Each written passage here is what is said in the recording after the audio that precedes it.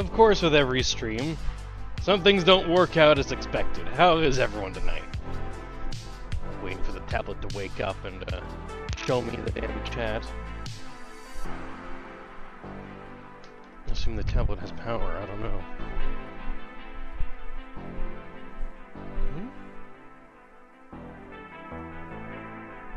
Okay. We have some business to take care of. I also have a messy desk here. Sorry about that. It's been a crazy holiday season. If any of you ordered stuff, sorry it's been a bit delayed, but everything is out. If something you ordered is not out, let me know so I can rectify the situation.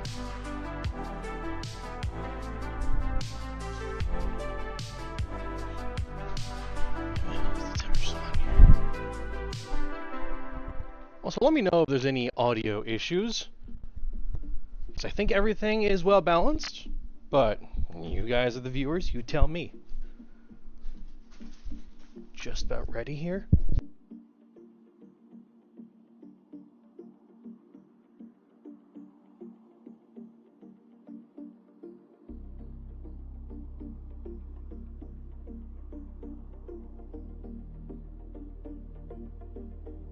Whatever, that's just going to be the messy corner of the desk for now. We have things to look at, things to unbox, and builds to start. If the tablet would boot up quickly. This is why I've been considering getting, like, just some weird mini screen. Though I don't know how practical it would be if I needed it in different spots. At the same time, though, I wouldn't have to rely on its pathetic 8-year-old battery, or whenever this tablet came out. Was it the tablet, the Tab E, I think it is? Whenever that came out. Twitch is not loading, that's a problem. Yeah, okay, Twitch crashed. Thanks.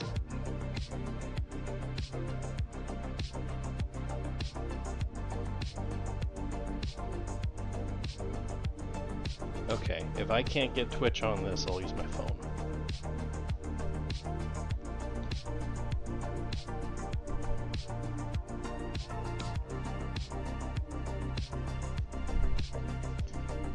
As we briefly looked at in the last stream, we've got a horse to build. I'm not going to start with that, because I have a big box from Japan to check out.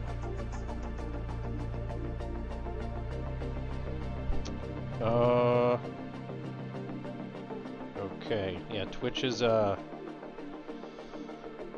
I think we're gonna have to retire the tablet. It's, no go. I'll try one more thing, and then I'll have to resort to phone, which isn't terrible, but means I'll have to rig up a screen. Luckily, they're on sale right now, so I could grab something kind of cheap.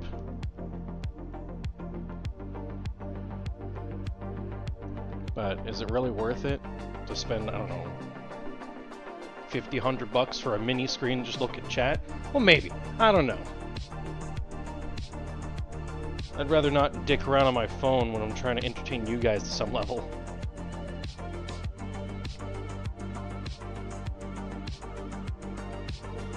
See if maybe updating the app will fix it.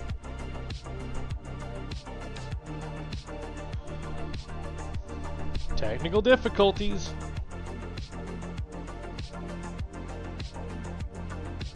We are also simulcasting onto YouTube as a test. I'm trying to see if maybe this new like dock plugin thing does what it says it does. Does it do? I don't know. Alright, I'm giving up on the tablet. It can't even load the Google Shop. So. Oh, come on. Now there's an update for the mobile app on the phone. Wonderful. Great. Alright, while those are updating, or attempting to update, let me drag the big box into here. And we'll see if I should have some room for it. Maybe the apps will start up.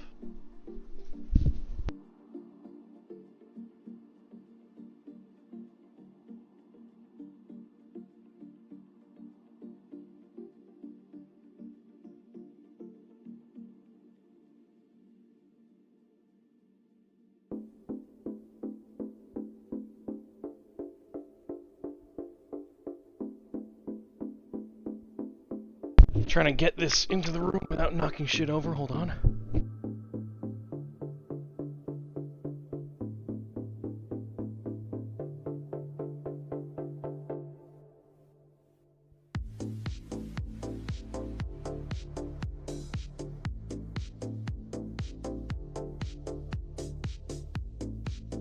Okay. This box is big enough to hide in, and I probably should not have had them consolidate everything into one box, because I did increase the shipping price, but whatever. Stuff was sitting in the warehouse for too long. Oh hey, okay. It looks like the app has finally loaded up. I just gotta switch over to the chat. Hey Gecko. How you doing? Sorry, it's... Oh, sorry, is the music a bit too loud? I have it at -20, I could always tone it down a bit. Fix it, right. fix it, fix it, fix it, fix it, fix it! Load Stream Manager. Come on. Okay. Wow, yeah, this thing is, most likely this is going to be the last stream of the year. Maybe, maybe not. Depends on how busy I get. Because I do want to get back into regular streaming. But, this tablet is, it's not going to last long, guys. 3LD, thanks for the follow. Welcome to the stream that is currently broken in some way, as usual with every stream. How you doing? Alright. Tablet, good. It's got like a 60% battery, should last a time. And then I have to figure out where I put the battery to charge it. Don't need that for now. Alright, I don't need the phone app.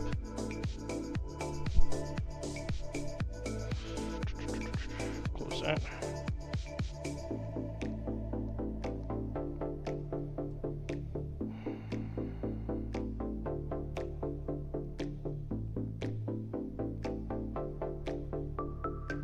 Okay. And I also have the YouTube chat on a separate window, just checking it. I'm going to look into trying to... There's a couple apps to combine both platforms' chats into one, but not in, like, Twitch... Not in, like, OBS chat, but so it has to be, like, integrated either in a separate application or within a chat window inside the stream. It's kind of funky. I'll figure it out eventually.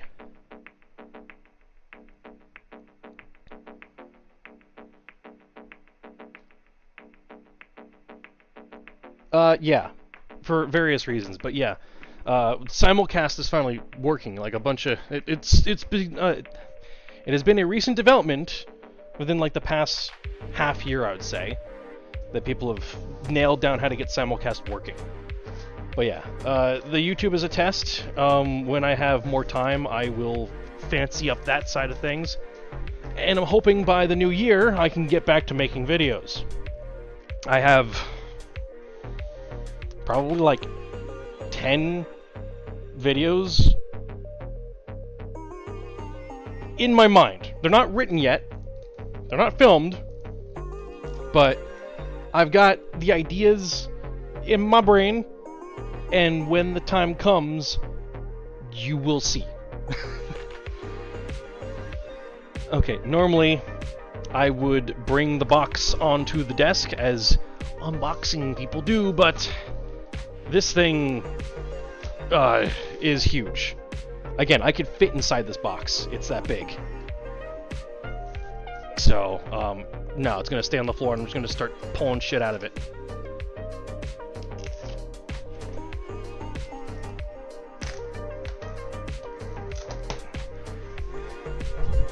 Did I open the... I don't know which side is the top or bottom of this thing. Oh. I see why this was a mistake to consolidate the way I did it, but oh well.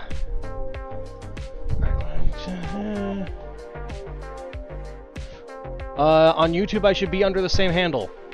I should be on everything across the board on all platforms. Or at least all platforms that matter. If there's a platform that doesn't matter, I don't use it, but... yeah, I probably should look into holding it just in case, but anyways. Okay. Culprit number 1 for the size of this massive-ass box.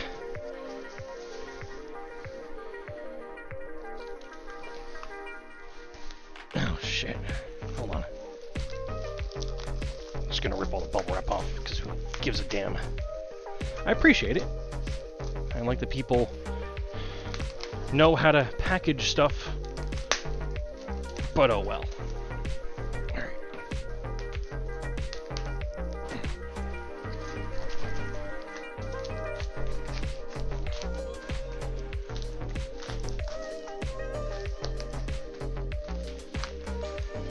Yeah, hopefully come the new year I'll have a bit more time in general to do videos, and then also to cut down and do some edits of streams and whatever VODs, shit like that. Yes, I'm on Blue Sky as well.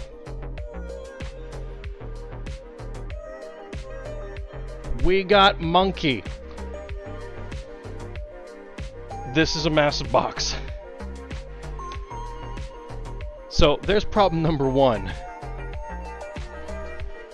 Problem number 2...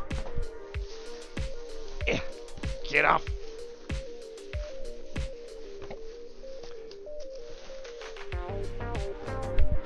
We have... oh, shit. We have... Red Monkey. Box too big. Sorry. There's just no way to get that on camera. I do plan on building one at some point for a secret project. But that's going to be some far down the ways in the future.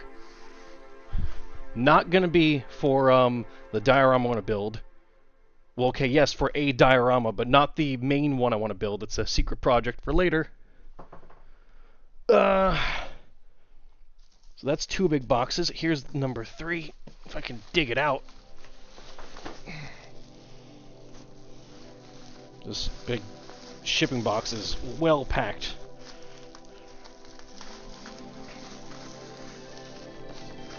Okay. Come here, you. Culprit number 3.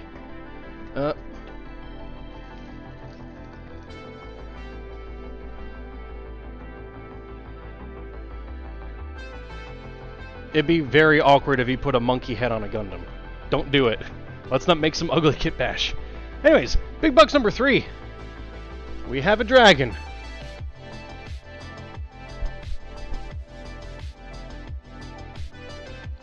Oh shit, really? I don't know how old this sticker is, but like... there's the price tag from maybe when it was in retail or at some point. But... 6,300 yen? What is that in today's dollars?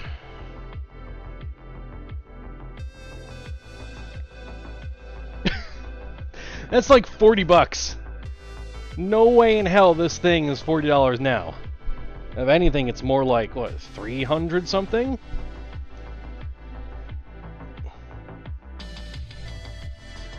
Like, the dragons are cool, I can't find a good story spot to fit one to justify building such a massive beast. Especially when I have other Zoids that need the spotlight, whether it be something that doesn't get the spotlight ever, or a modified one that I think would be really fancy to have. Come spring, we are definitely going to jump into painting. But we're going to spend the rest of winter and at least the colder months of spring to get into building more stuff and kit bashing, customizing, whatever. What is in little package thingy?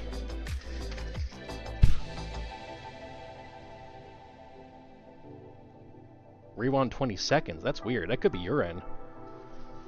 What is envelope? Okay, what is cardboard?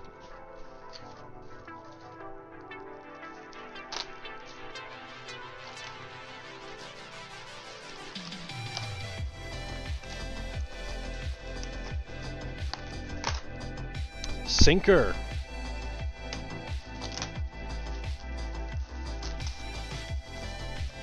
I've talked about this little dude too many times.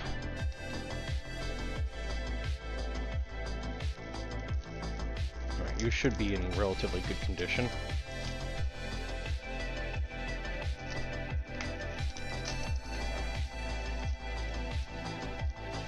Well, this is the one missing parts. That's okay.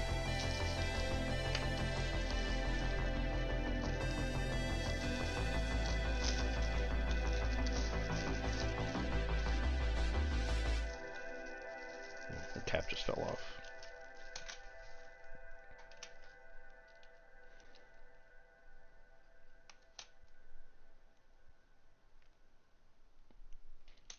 Was it always missing a fin?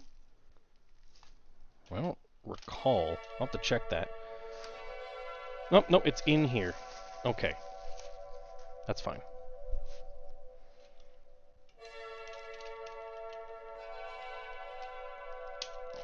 Even though it is missing some caps there and whatever held the others there, and the head. But I think you can fit any generic white head in there. This is going to be an experiment. See if I can gut it and try to fit like a motor inside. Because I want real sinker racing. And I think it's doable. Does this even work? Probably not. Nope.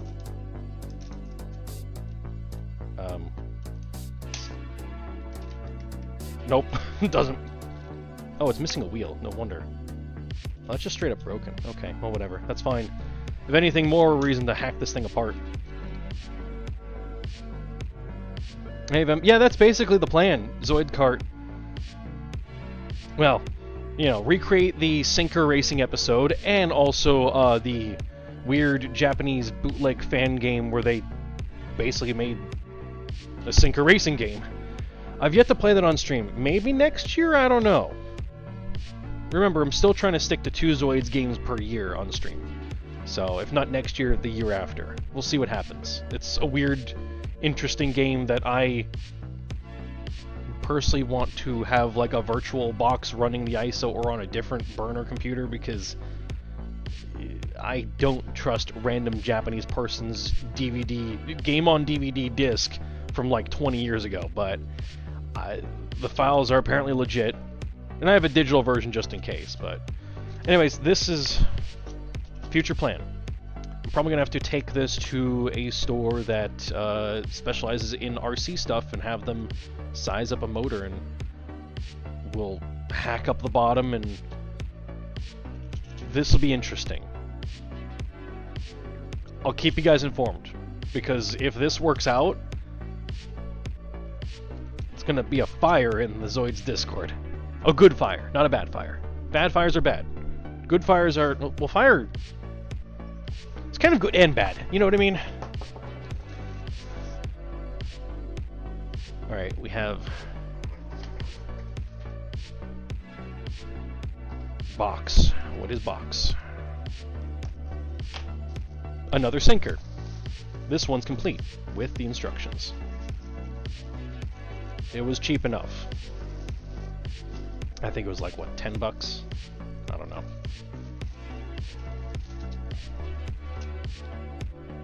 This one doesn't have a motor, and I don't know where this... Oh, it goes to back here. Okay. Now, it'll be really cool.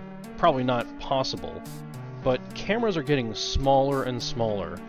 If I can figure out a way to make a remote motor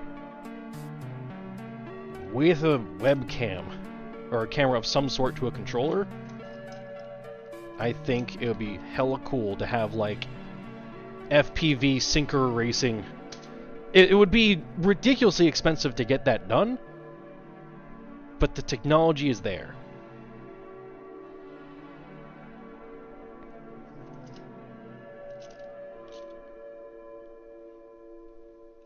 Oh, this doesn't have the pods either. That's fine, whatever. And I may know someone that can do resin casting, so we could copy some of the parts here and custom model the bottom bit there, and this, I think, will work out. Keep an eye on my socials. I'll post some updates when I have time for it.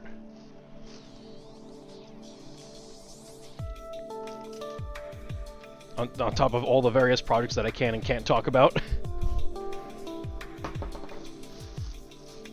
For those of you that are regulars here, you know I have billions and billions of projects. And can't really talk about everything. Okay. And then here's the last big box. Not as big, but we got a D-Bison.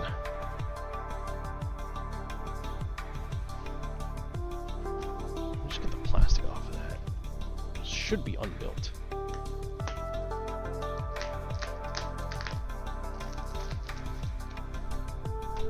There is a... Oh, shit. Really? That's unfortunate. There's a big dent in the box. Right in the front. Yeah, unbuilt. Okay.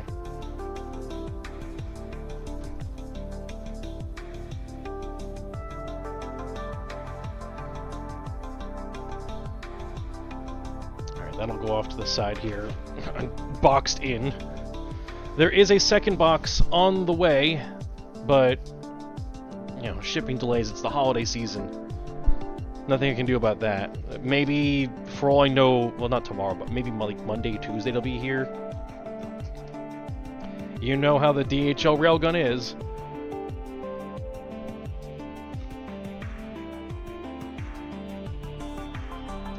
Yeah, well, what am I gonna do, you know? Shit happens. For collectors, it sucks. To me, I don't really care about the box. I want to build the model. The model is the art piece.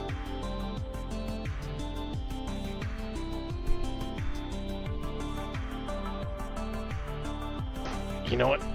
This will actually be a fun picture. Hang on.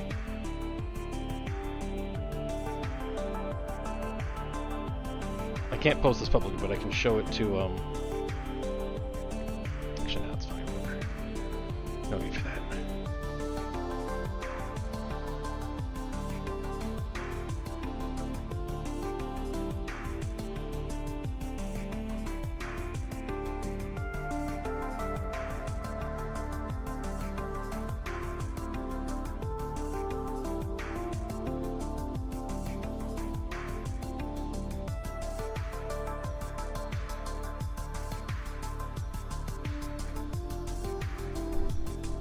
Okay. All the unboxing is done. I don't know if we have anything else to look at prior to the build, but I don't have to show that right now. That could be later.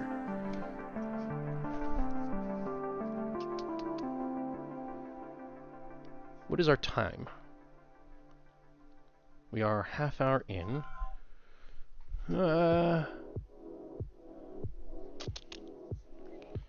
Let me count. What do I have here?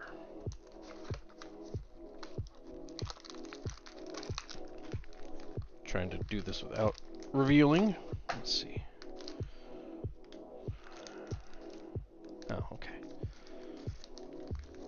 Maybe save that for another time. Got some magic packs to open, but...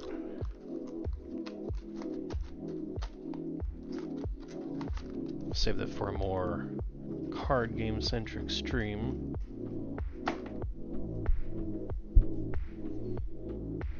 Actually, you know what?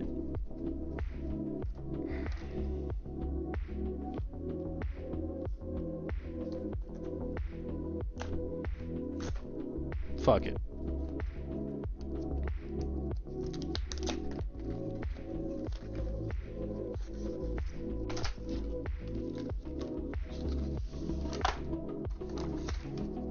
I'm gonna open some excellent packs.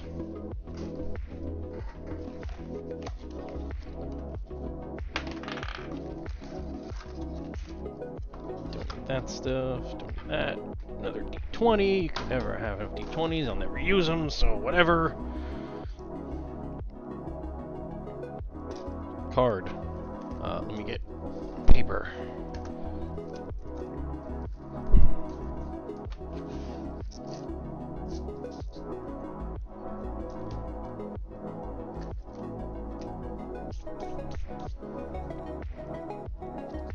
These are draft packs, so I don't expect to pull anything crazy out of them. And I honestly don't have time to go for gloves. If we open any collector boosters, absolutely gloves, but these are, you know, the cheaper packs.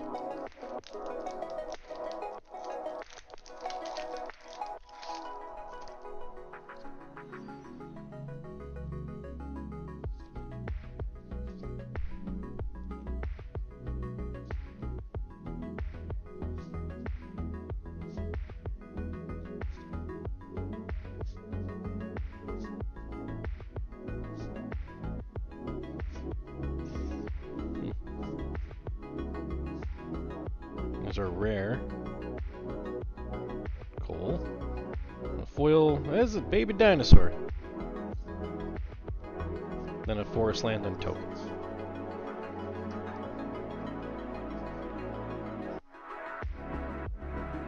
Whatever, sure. Put those aside.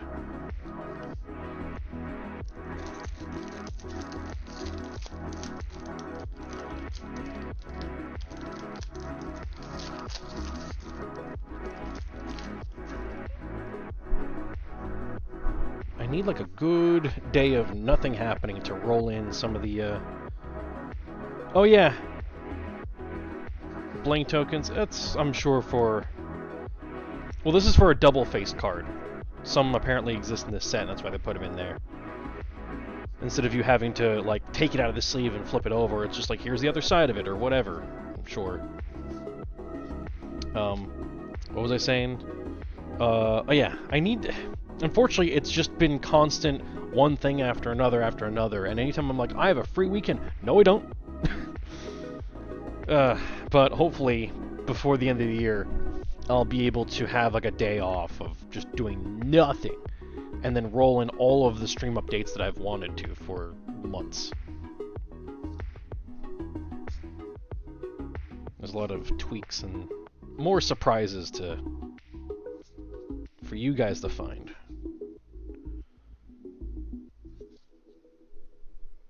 Oh, I remember people talking about this thing. Death Touch and Reach.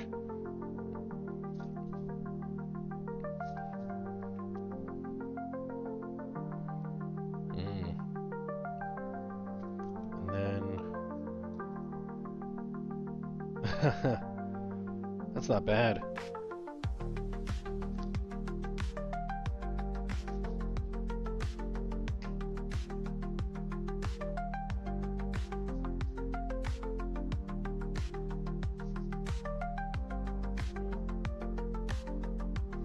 Whoa, okay. This looks cool as a rare. Extended art. Well, this would be full art. What am I saying? A vampire demon, okay.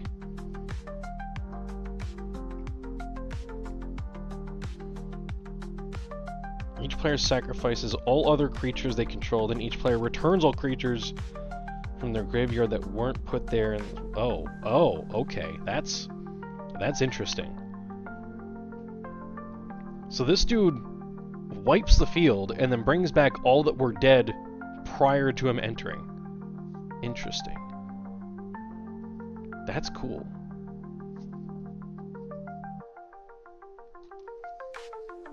Well, it's a 866. Let me see. You're cool looking, so I'm gonna look you up.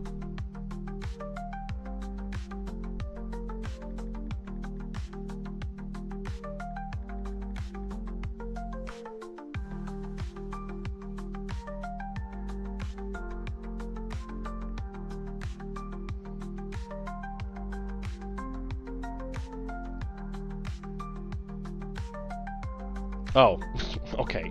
It's dirt cheap. It's not even $1. It's still cool looking. Whatever.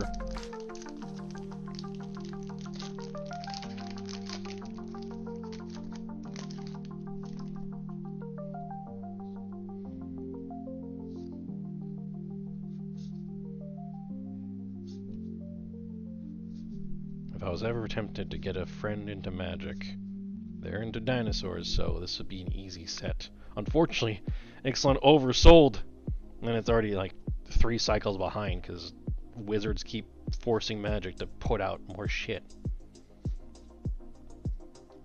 Altar, that's cool. Sure. Equip has Vigilance. That's really good for artifact decks. Because if you have artifact creatures, this thing counts. So, equip it to a creature, gets Vigilance, and then anything whatever it's equipped to goes up in power whenever something dies. Whether that's something be a creature or an artifact. So that sounds fun. Get a foil cat.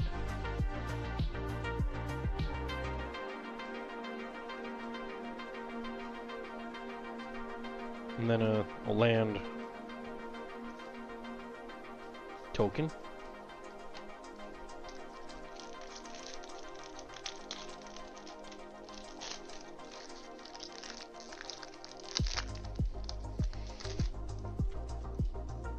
Yeah. Well, that's why I don't have time to show up for like live event shit, and I would never play standard. Luckily, modern is everything from the last 20 years or so. So that's fun. It's good. And there's also like the different formats like Commander and whatnot, but I don't have time, so I would just play the digital game occasionally.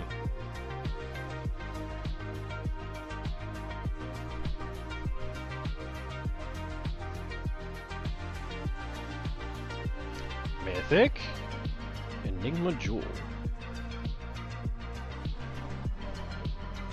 What's your deal?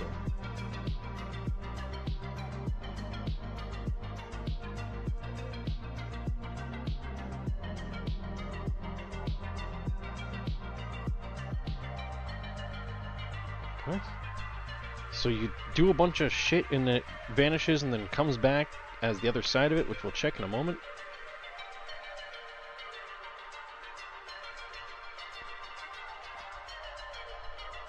Cheapo card. And what's the other side?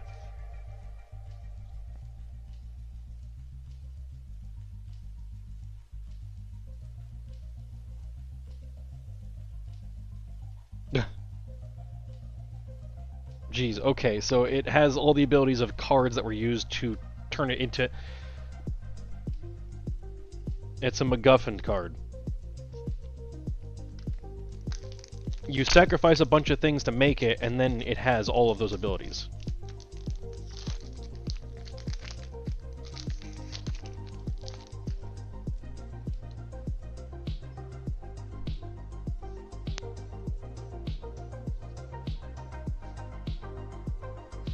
Another dino.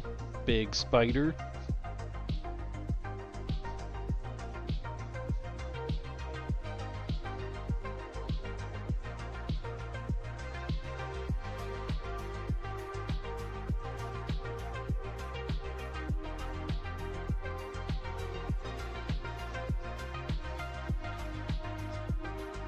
Planeswalker. And it's a mythic.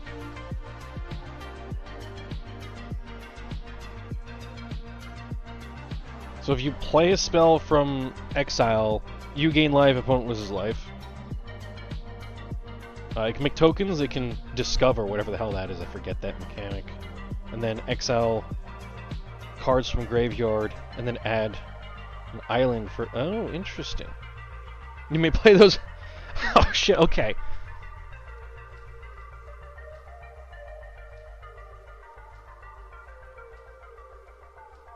So are you... Okay, interesting. So you can just... I guess the strategy with that would be to just fly through cards or mill your deck as much as possible to fill your graveyard. And then you can exile them. And then you can play those cards.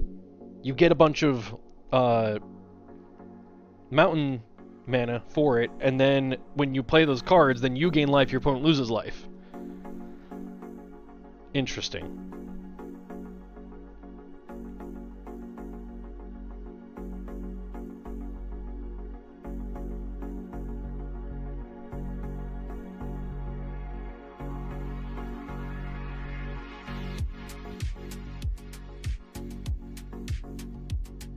Alright, like a $2 card.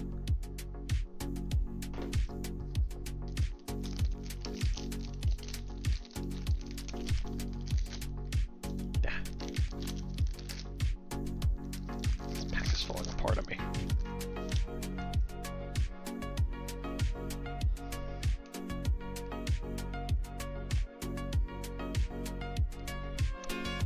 Okay, this is just Relic Stalker. His equipment. That's a card from another game, but whatever.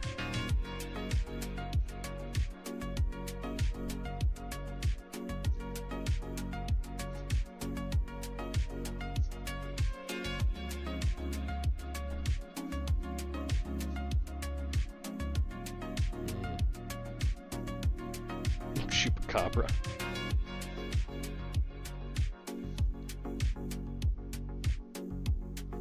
Raccoon thingy. We have a boat.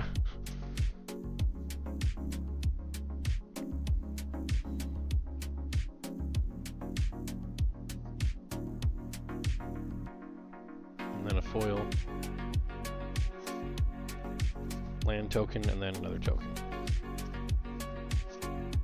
Land token, it's a land, whatever. Alright, nothing crazy interesting, but some cool cards. Cheap. Honestly, this one looks the coolest art-wise.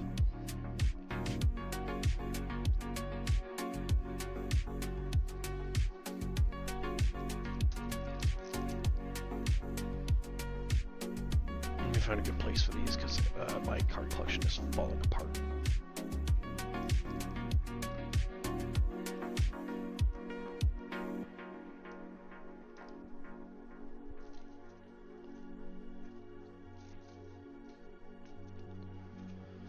One day, I will do the big sort.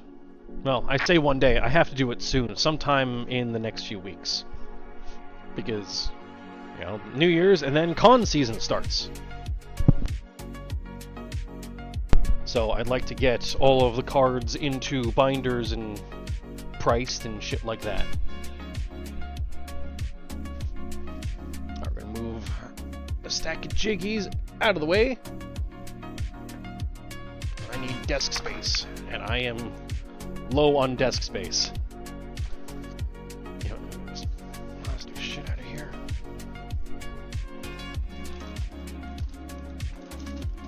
Let me see about... If I were to plan a big sort, tomorrow I'm most likely busy. Obviously it would be after building the horse. So potentially,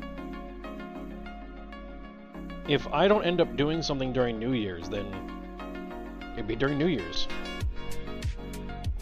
Or like that whole New Year's week, Eve, time, day, whatever.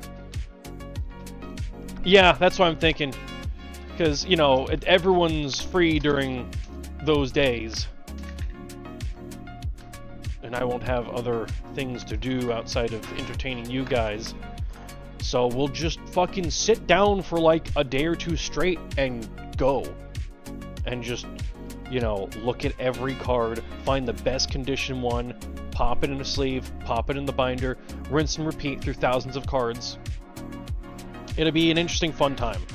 Or maybe not fun, it'll be tedious and boring to some. But hey, if you guys wanted, like, just a full day of me, that could be the time. Now, I don't know if I'll be able to do it a full day, but, you know, a longer portion of a stream of a day than usual. Just put these here for now. Do that later. Alright, let me see. Yeah, we're okay. Pour gun. We're going to shelf... Still don't know what happened here. We're going to shelf this kit bash project until later. we got legs for something, and then we have... There's bits and pieces of a project that I have, and I'm waiting for other pieces to come out, or at least to look into. It's various pieces need to be available before I can finish the build.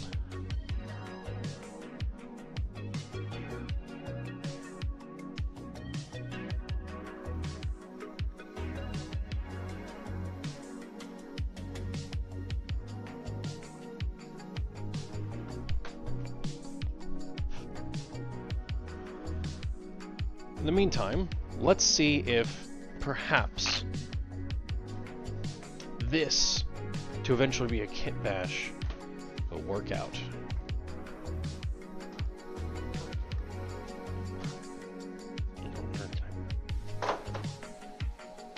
Not what I had in mind, but whatever.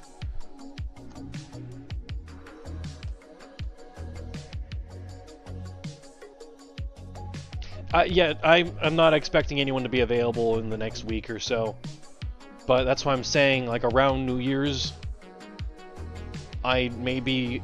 Here's the thing, I have to get it done before con season. Or at least the priority stuff done before con season, I would say. Which is why I'm looking at... Yeah. Maybe like the Sunday before New Year's will be the start of it, and then just progressively over that week. Perhaps? I don't know. Christmas time, everyone's fucking busy, so I'm not going to bother aiming for that one.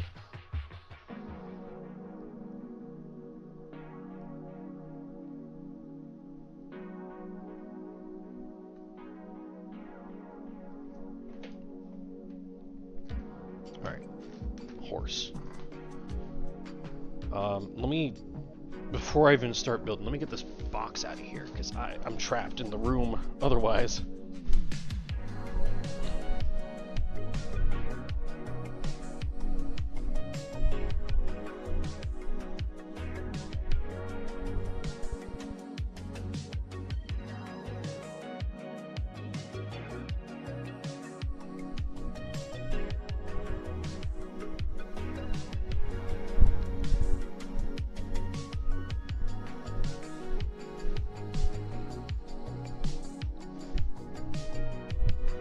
Completely unrelated to anything I've said so far, I think this year will be the year I fully roll out on Etsy.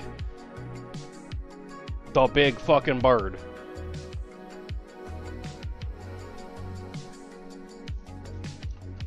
Here's a normal size one. I have the Prusa XL, so why the hell not? It's big. And it's going to cost a lot. There's just a couple imperfections I want to nail down before rolling it out.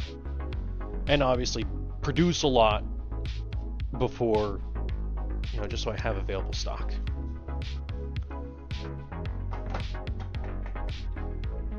Almost sounds like it's made of wood, it's so chunky.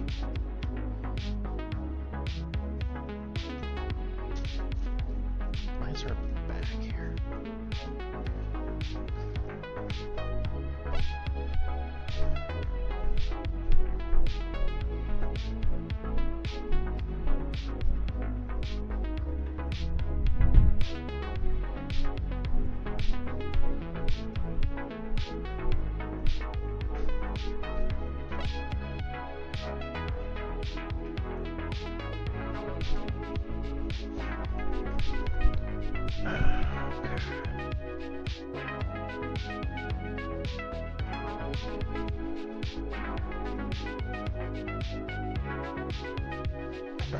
No one is exploiting my messages this time around.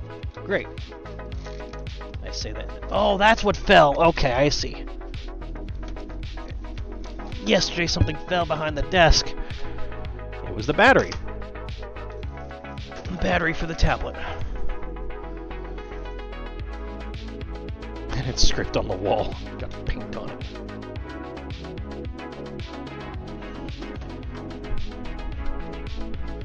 Okay.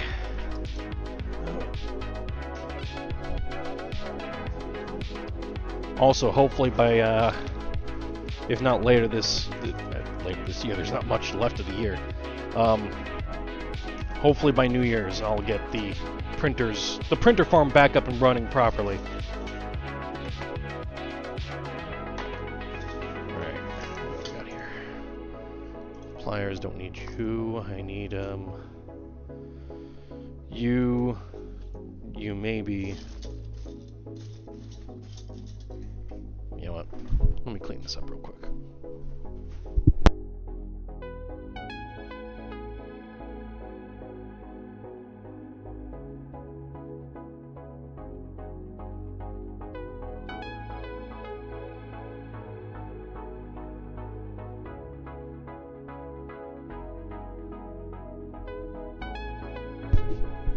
Bits of plastic and shit. Make sure nothing slips in there.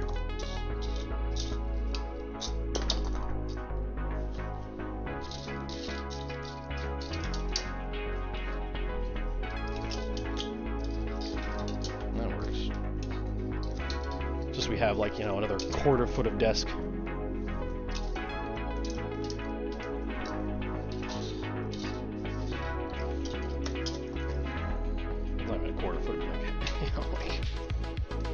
I guess maybe a couple inches.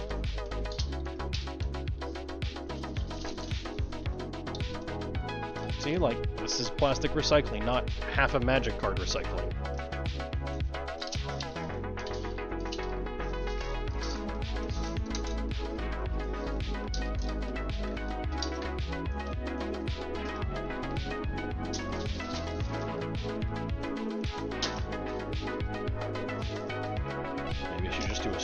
Clean my desk.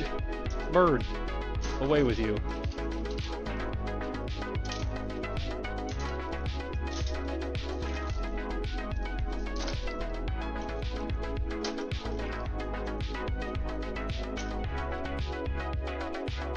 Okay, that's better.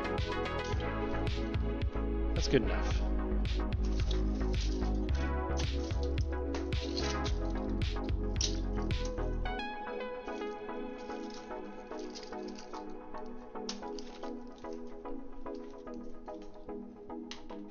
Yellow just in case I need that. Tools. Alright. Let's get building a horse.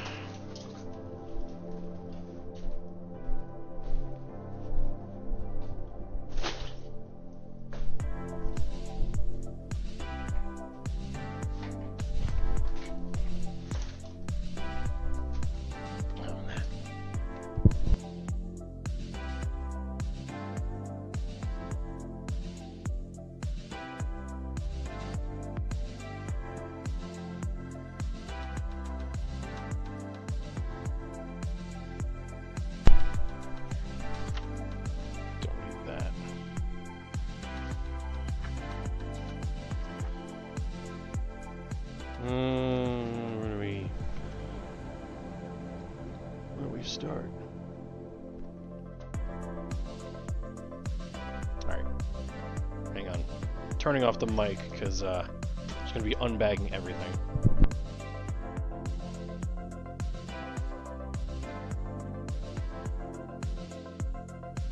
And I'm sure you guys don't want to hear all the plastic.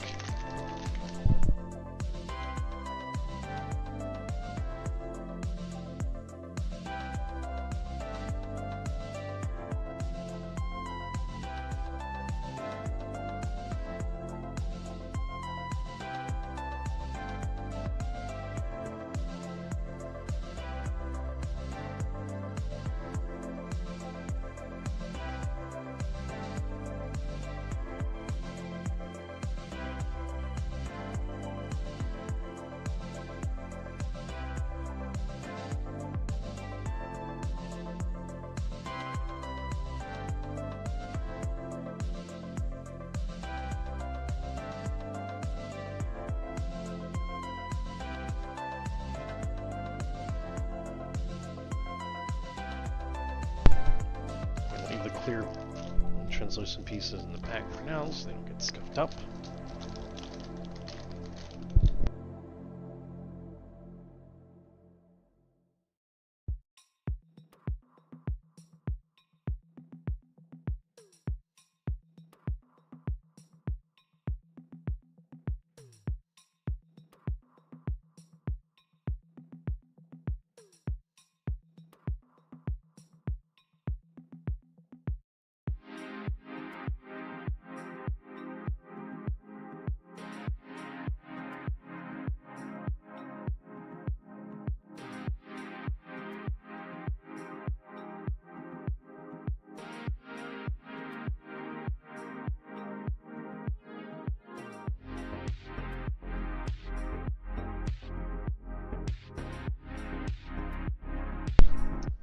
I hope this idea works out.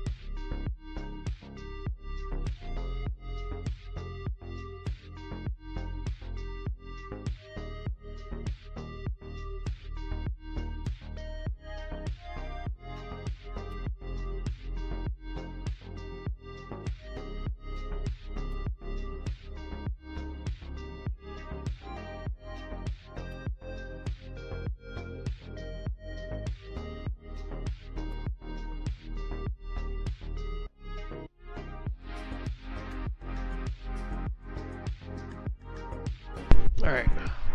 That's all the bags except for the clear pieces. Though, what are the chances that immediately, page 1, use the clear pieces? Let me get another foot of desk space here. I don't know what to do with these yet. NFC chips. If anyone's got an idea, shoot.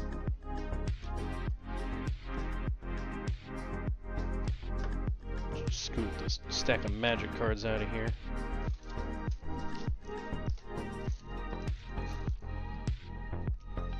Oh, and for those that may be curious, unknown pins are back in stock in the shop. If you're after them, go. They're available and ship immediately.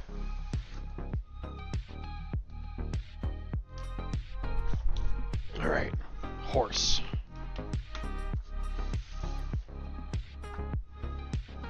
Where do we start with you? O. What the hell does O look like?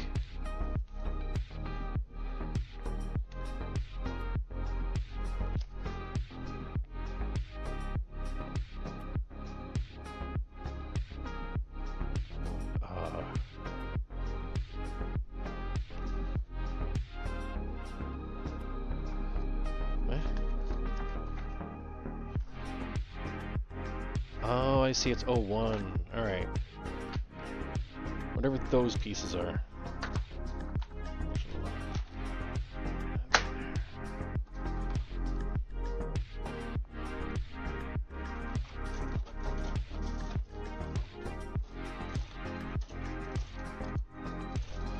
One of these.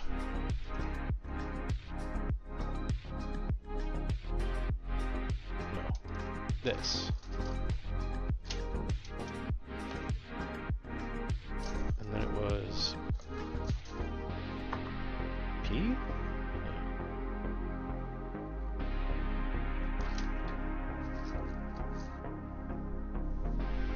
Why this goes from A, like it goes from D to O, I feel like there's probably shared parts in this model line, and they're just kind of reusing parts where necessary to make other things.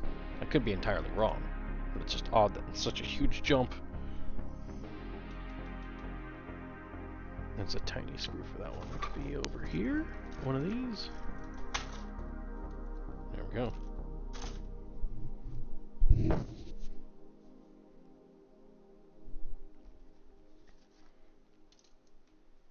Well, I ordered like 1,000 of, was it 1,000 or 100? I don't remember. It's been forever. I ordered all the letters in one amount and then the vowels in an extra amount. And A just happens to be the most popular and sold it anyway. A large number of people just bought A. So that was the first to sell out. Others I'm like low on but still good. But yeah, I was out for like, I think a few months completely out of stock of A, and now we're set for like a good while.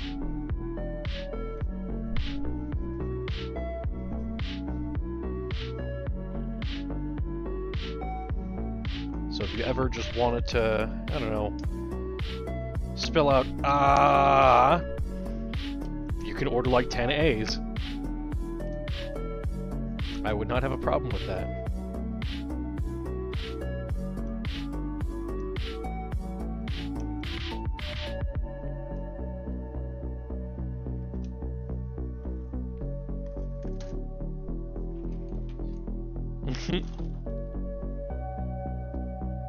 Yeah.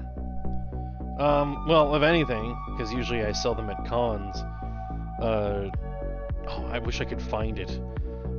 There was a dealer at one of the past year fur cons that was going to other dealers and handing out little ribbons that you can stick onto the bottom of your con badge, and it just had as like the dealer's scream of like, fuck, I need to get everything done and prepared and work and I'll do all this shit, and there's not enough time, and yeah, you know, the frustration scream of too much work, not enough time.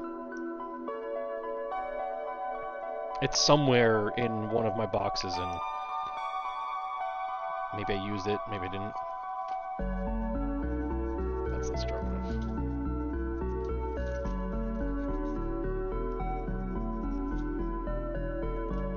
Okay. Very, yes.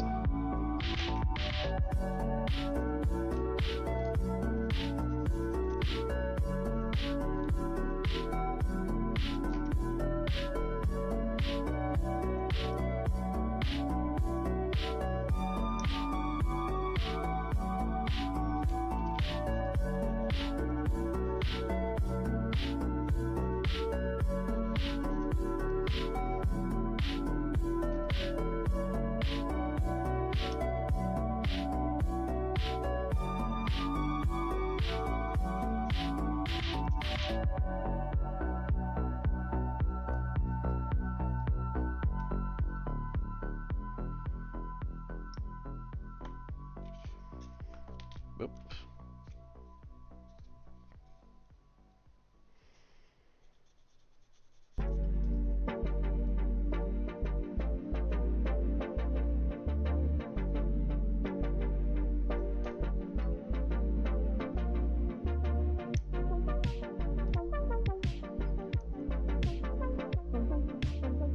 If everything goes according to plan, which it never does, unfortunately.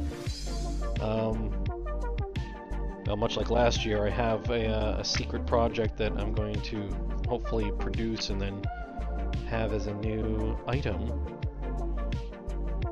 for offer. This year didn't work out, but maybe next year. Well, you know, we're 2 weeks away from this being next year. It sounds like, oh, a year from now I'll do the things. Like, no, it's like 2 weeks from now. Maybe I'll have time to start it.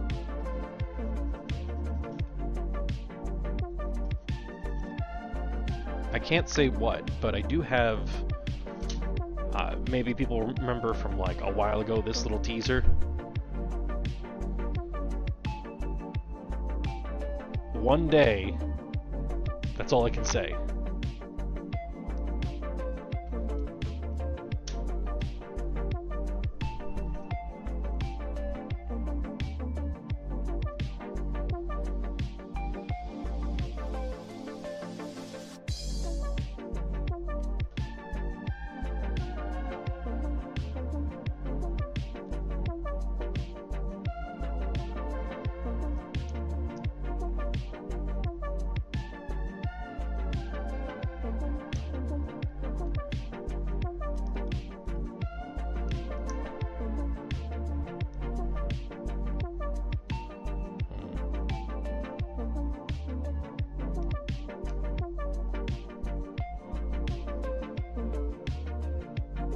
Fulgent, and I guess this is the head?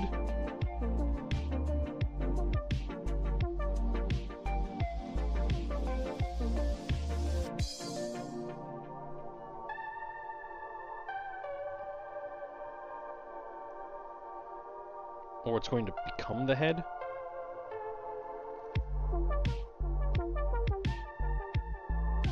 Yeah. Sort of. Some part of it. Alright, we're immediately jumping to V? Okay. What does V look like?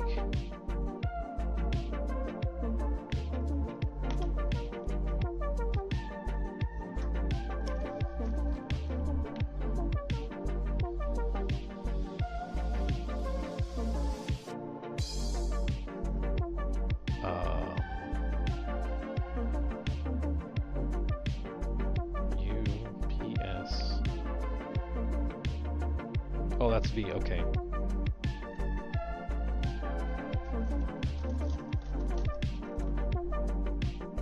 It's a very small one.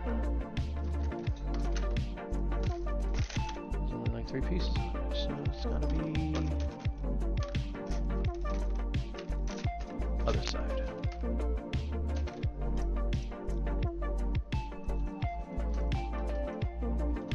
Oh, and then we'll need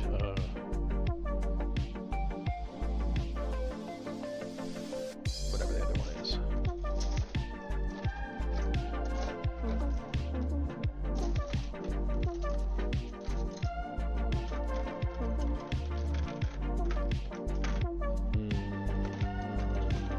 Oh.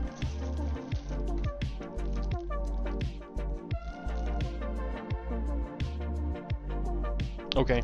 Well, just for the sake of this build, we'll use clear. Or, well...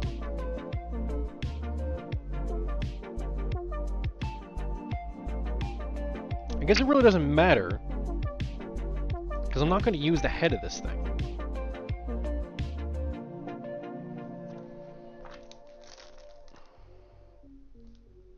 I'll use purple for now.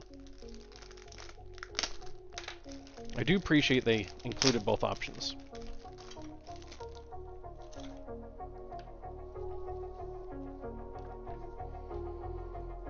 I'd say that's almost becoming a thing with Zoids.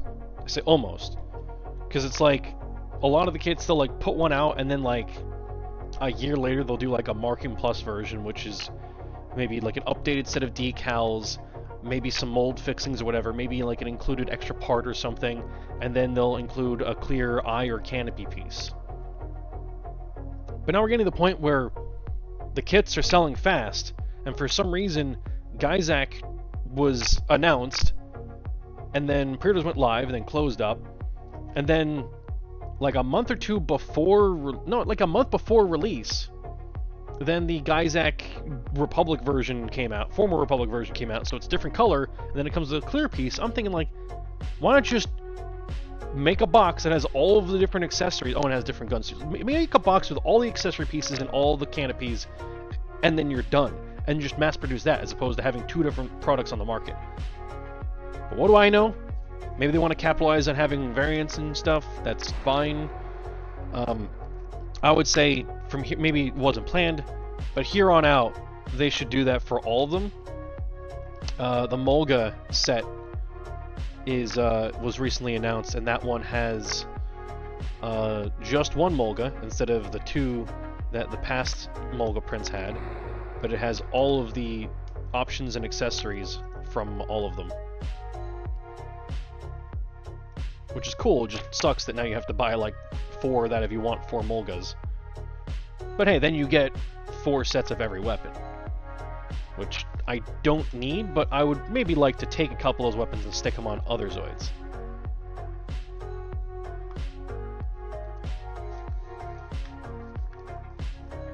Okay, so we have this. We need V and then R. What does R look like?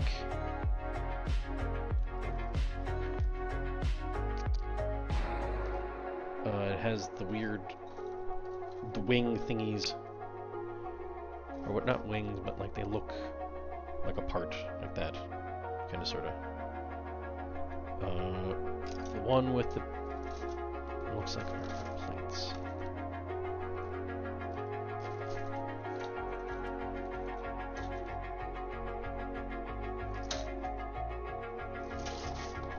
This may be it. Yep. Those are big pieces. This is going to be a chunky horse.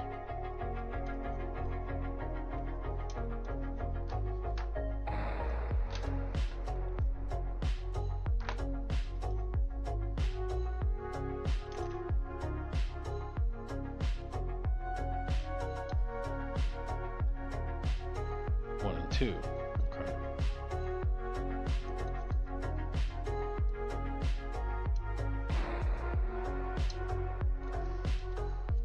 I hope Kodo has some cool announcements next year. I mean, Salamander's coming out. Pre-orders aren't live yet, but I am absolutely going to grab one and build it.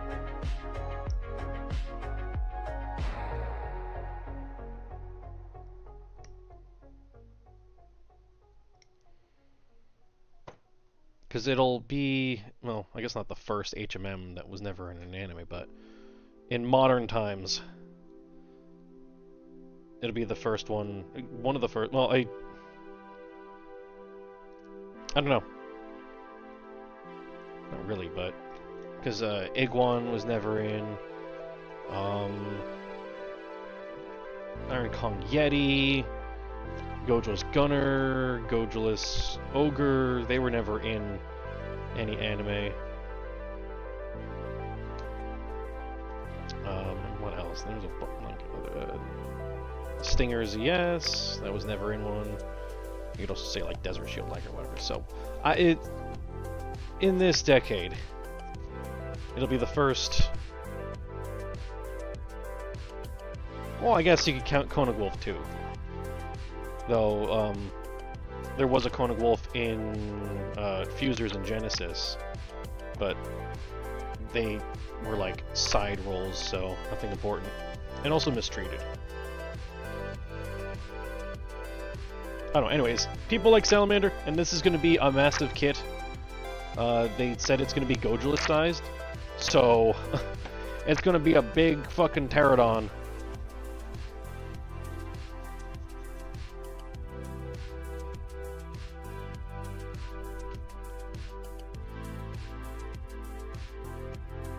As much as I'd like to immediately jump on building it whenever it comes out, I'm gonna wait,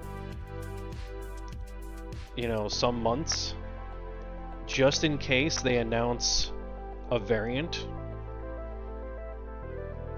Because I'm holding on to a set of the Gojoless Ogre cannons, well, Gojo's Gunner, whatever, the cannon set for Gojoless, just in case they don't do a variant of Salamander.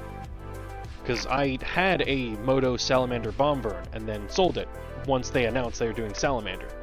That's kind of the way I'm doing things is when Kodo announces they're doing a master model of insert Zoid here, if I have a Moto version of it, I sell it.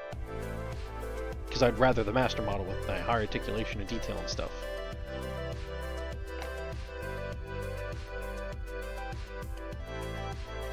So, I go like this, and this is okay. I gotta be careful with these.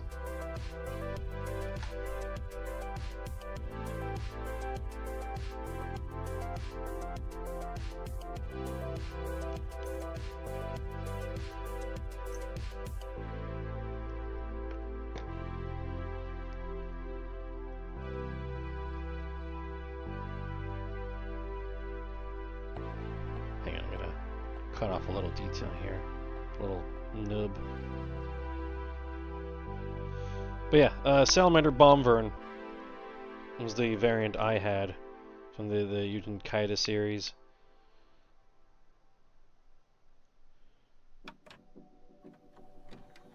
There's like a subset where they allowed some artists to, you know, do special colors. I don't remember the exact reason, but whatever.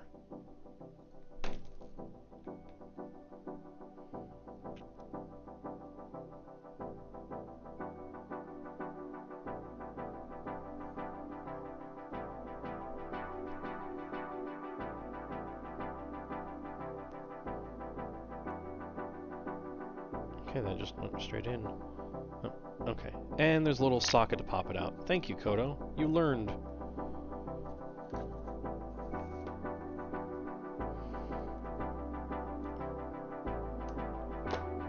But yeah, there's a, like, as weird as it is, like, okay, there's Salamander. Then there's Salamander Bombburn, which is just, okay, there's Salamander. Then Bombburn is a lighter blue with the Goji cannons on it. Then there's Salamander F2, which was an early, like a late 80s, early 90s release, low print run from the Zoids 2 line, I think, right? I don't remember exactly. That one is stupid expensive nowadays. It has a blue cockpit, like the glass, the canopy piece is translucent blue, and the wings are gold chrome, I think?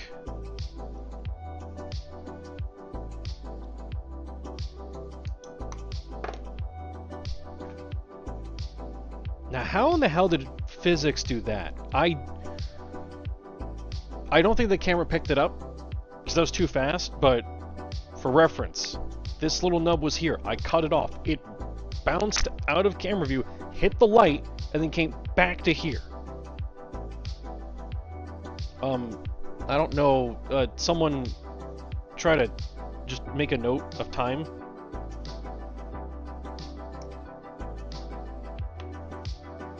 Them, or someone, please, stream notes, put in an hour 18.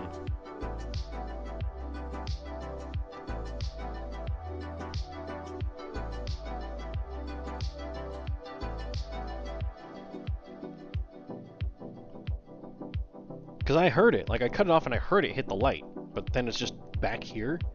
Weird.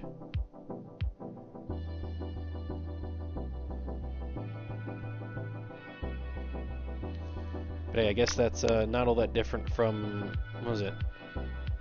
Whichever year it was that I was painting that, the Iguan, and I put one of the pieces onto the little, clamp stand thing and it shot off into another dimension.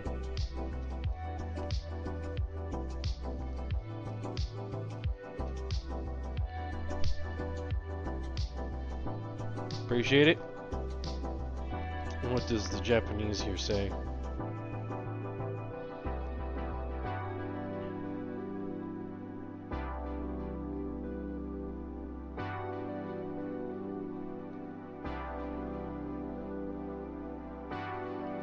Oh.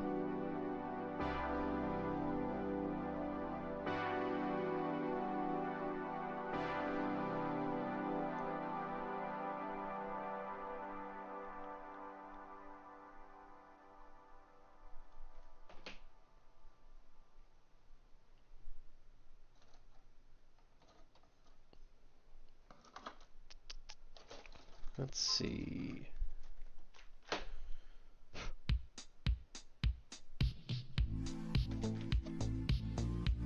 It's PC3, 3, okay, other side.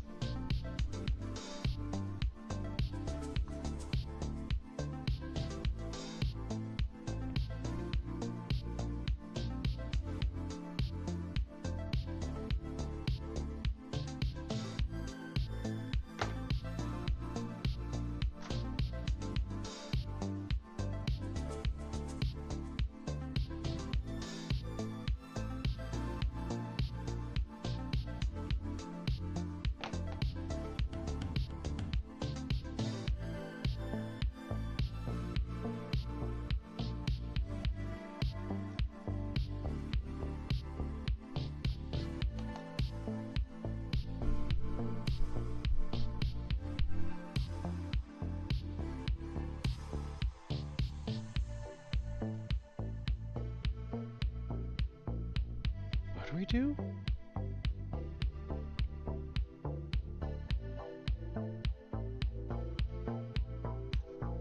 Oh, I see. Okay. It's this their idea of making like an eyepiece? Weird.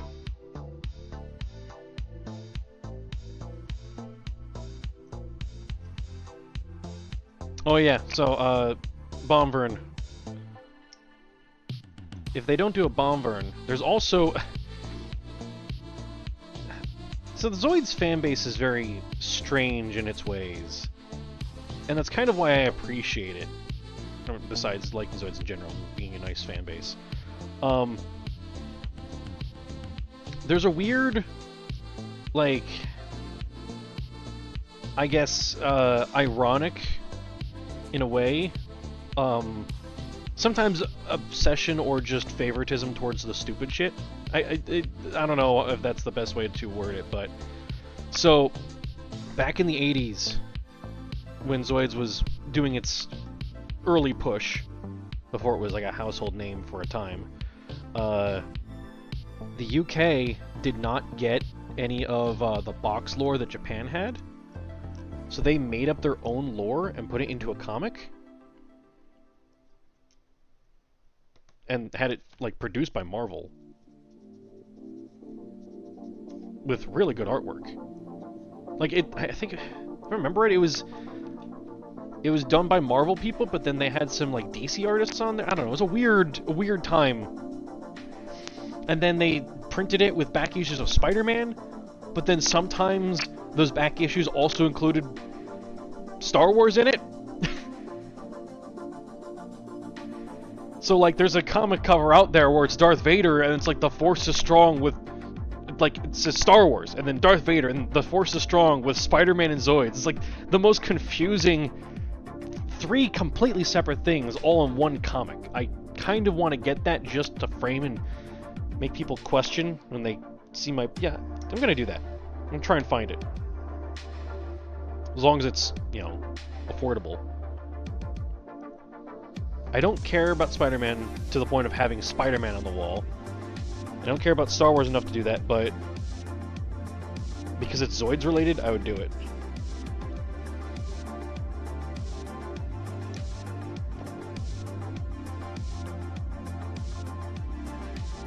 One of those things where, like, if you read it and you think you're having a stroke, because it's like, what? Oh, and then funnily enough, Tomy is finally playing into that now. They announced... So, we're still riding on the Zoids' 40th anniversary in terms of products coming out and stuff. Even though some of them are running later than others, I assume just because of, like, the deals. Maybe Tomy should have planned in advance, but oh well. Shit happens with business. But now they're finally playing into that old Spider-Man and Zoids comic joke of, like, they're not in the same comic, but they were published together.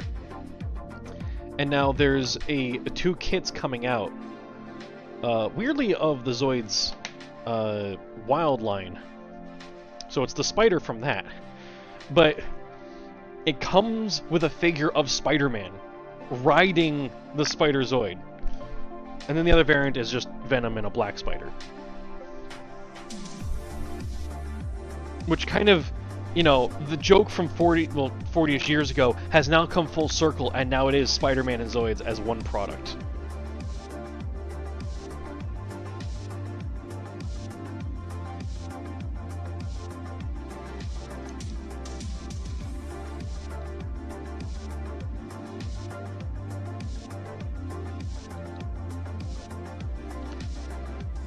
Which in a way is kind of ironic. An old ex of mine was really big into Spider-Man, didn't care about Zoids, and I'm big into Zoids, don't care about Spider-Man that much. So now here's the thing that makes both of us happy, but old times, whatever. Moving on towards the future. Now we're building the head. This piece we assembled and we just put to the side for later, I guess. Yeah, no one expected that combo, but here we are. Wait, so when does this piece come into play?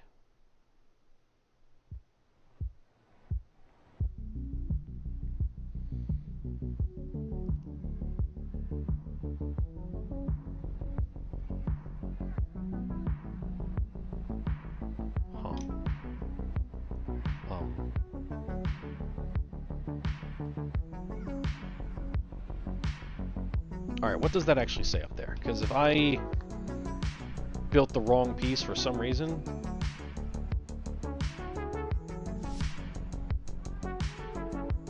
Or like an optional piece. Assembling head part. Assembling head part. Assembling the bicorn head.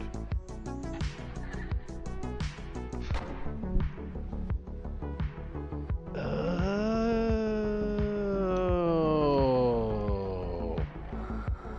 Are these optional heads?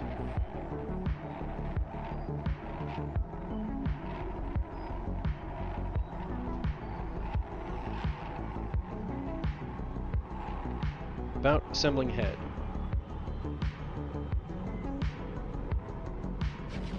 Oh, yeah, they are optional heads. Okay, so we built 2 of the 4 heads.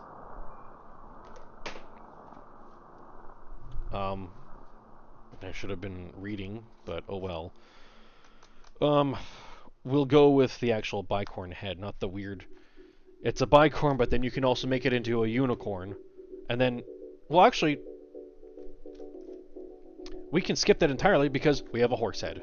And that's all I really needed in a sense, but this is very flimsy for a horse head. There's nothing here, it's just the plasticky bit. Is there a way to build... Oh. Oh, wait.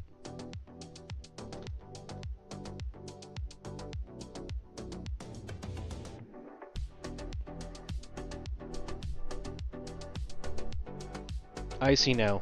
You put that onto... Okay, so we do have to build the rest of this. So then... Strange. And there's an optional underjaw size. Okay, alright.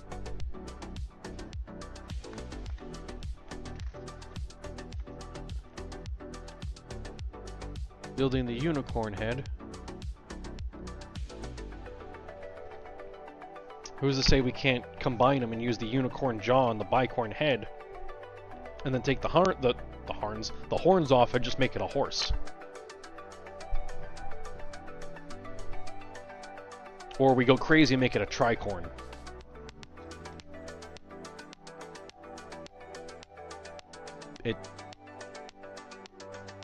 Can we even do that? I mean, that'd be stupid, but... Yeah. No? Oh, okay, that's dumb. No, it looks like there may be room for that. I have no interest in it, but you know, when you have a build that has all the different options, how far can you go and maximize all of it? It'll probably be stupid, but let's get the building. All right, where are we at? T1000 Terminator. Is that this? No.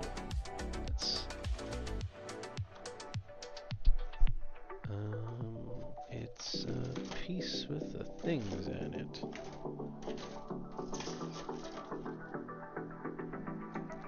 Purple? Yes.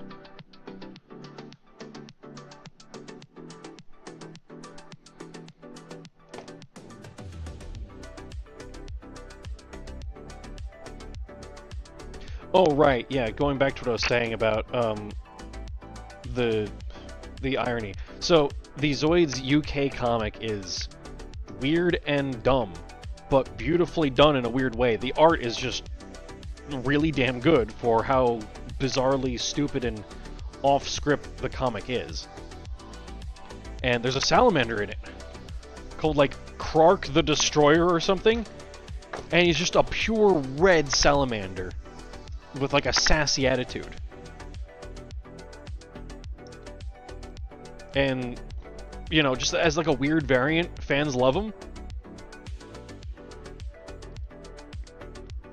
Is it Krark the Destroyer? I don't remember. Something, Krark the something. So people are like, oh, well, can we get Salamander? Like, when Salamander comes out, can we get a variant of, like, F2? Can we get Bombvern? Can we get Krark? And I'm like, how about Krark Bombvern? Give Krark the cannons. Why not, right? That'd be hella cool. I'll do that.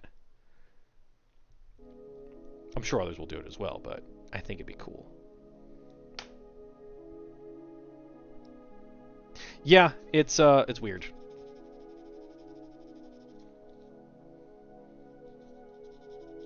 I have like one of the collected versions of it, and it's, you know what, I'm talking about it. Let me just get it. And we'll like look through real quick.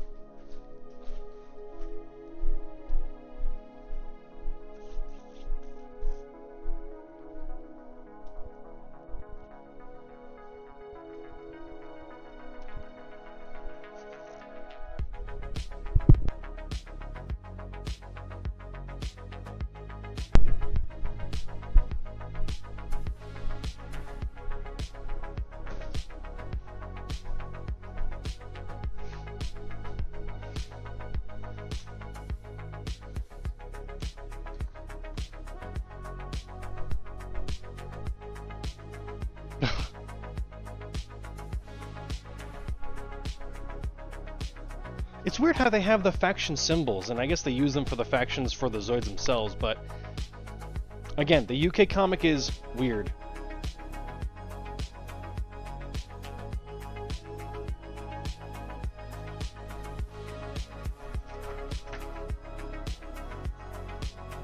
Like, look at the artwork there. Well, let's get to like an actual full page. You've got like bootleg Doctor Doom over here.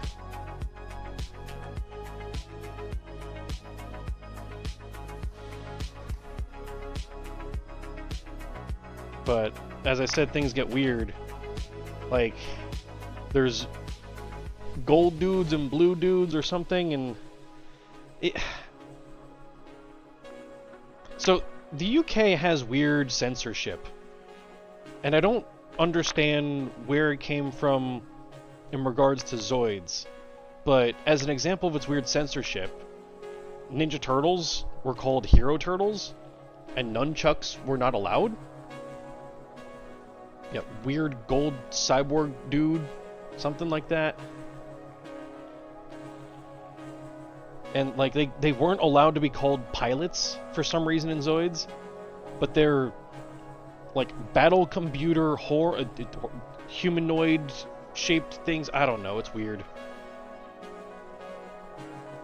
And for some reason they called like the ancient Doctor Doom guy's race the Zoidarians, which is weirdly almost close to the ancient Zoidians. I don't know. And they're like sucking energy out of a weird Zoid cord, umbilical cord thing. I don't know. UK comic is weird.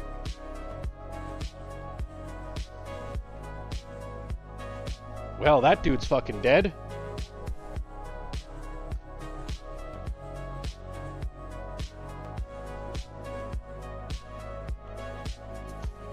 Oh, Krark, Prince of Darkness. Alright, that's much more badass.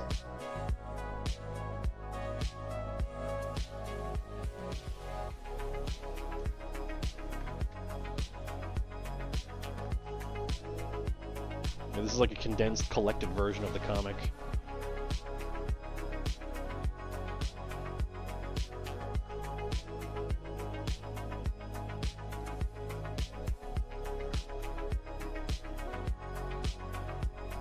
Weird robot dude. But yeah, I wish I could talk to the person that worked on this to explain what the censorship deal was, or why they had to not have pilots. But I can only guess that something along the lines of the UK did not want toys to be sold with pilot figures. I guess it's like you couldn't. What's the word? Human iconography in small scale for battling toys or something, maybe? I don't know. That's just a weird guess. or like mini human toy representation was illegal. So like, oh, they're not humans, they're battle cyborg things, and this is some weird like choose your own adventure dice mini D&D campaign thing. I don't even fucking know. Look, it's just bootleg Doctor Doom and is that Yondu? Weird.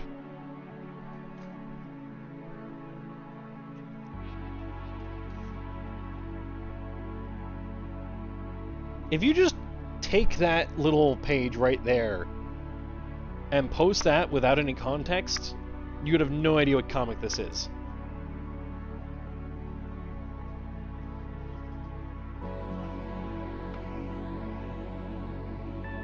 Weird, like, alien dude. I don't fucking know.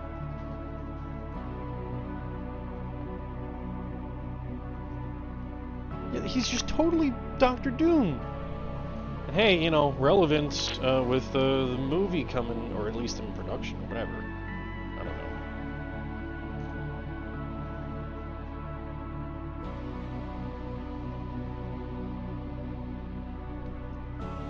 And then Clark flying off.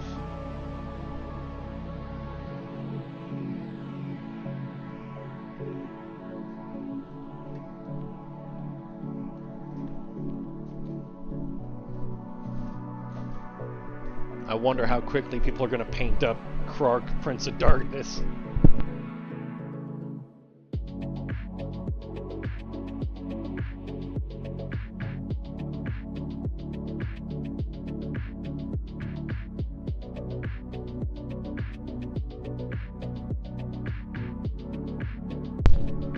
Yeah, like the video game that was based on the comic is weird too. It's like, you are Earthman, crashed on Zoid Star.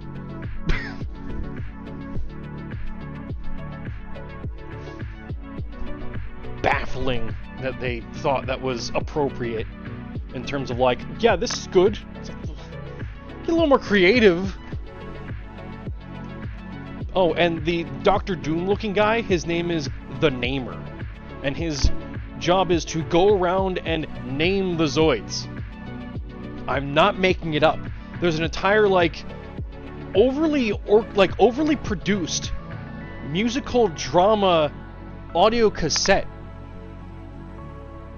adventure, like book on tape kind of thing, where like you have this little book and it's like pictures of the Zoids, and you're supposed to play the tape and listen to him like, I am the Namer, and this is Zoidzilla, and then like there's some triumphant music plays, and then turn the page and this is Zoidian or whatever the hell. It's the UK was weird. I might grab a couple of clips from that and hide those as activatables or something. Or maybe put it as like a channel reward. But it's just...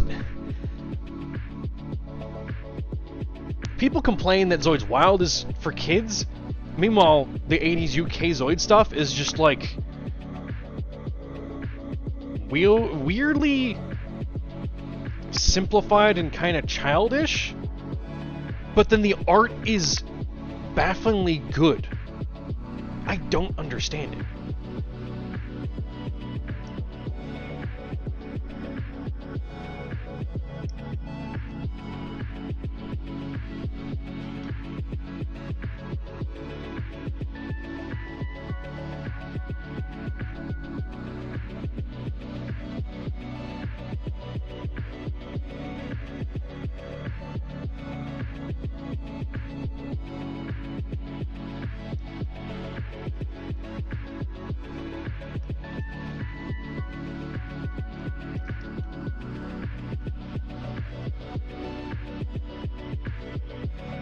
You know, next time we're doing, not building, remind me about that tape, and I will play a sample for it on stream.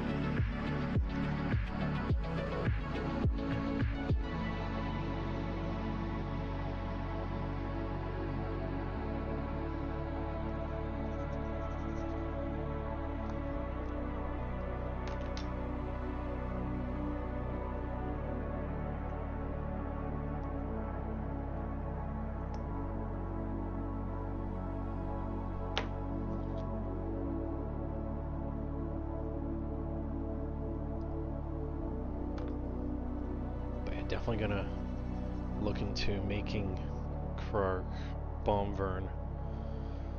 Probably also do some body modifications to it, because there are some weird details in Salamander I don't like, but I like everything else. So, whatever. And I already have a red. Probably not the red, but this is just a random red from the paint pack that I bought some time ago. Another red there. Whatever.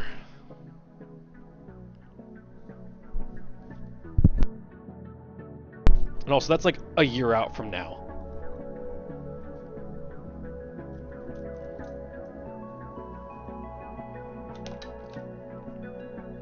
The prototype was shown like a few weeks ago on stream. Not my stream, on the Kodo stream. It has a lot of cool articulation, and the claws can close, so that's cool.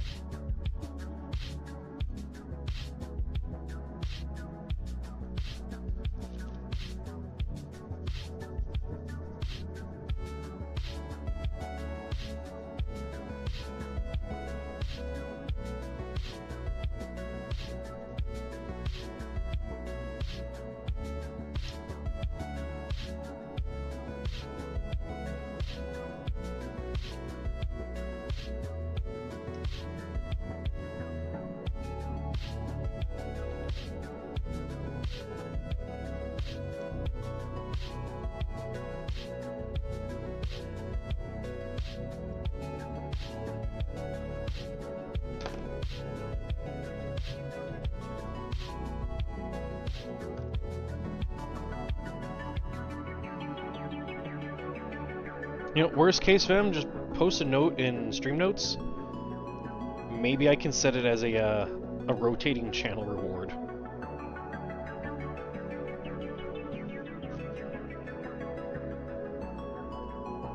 Confuse people.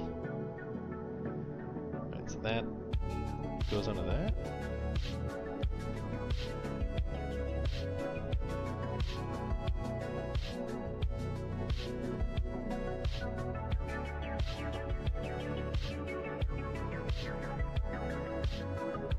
Okay, so I do have that right.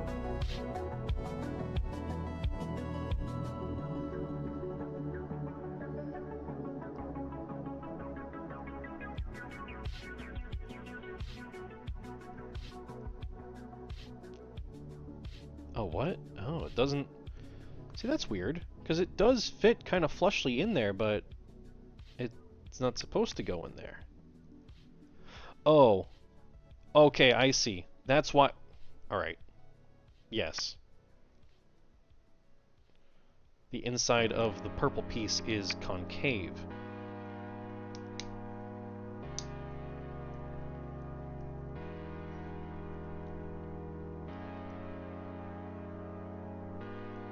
Alright, Kodo, I don't like that. You should have just the two pieces go together. Don't make a weird sectioned off corner piece triangular thing. That's bad.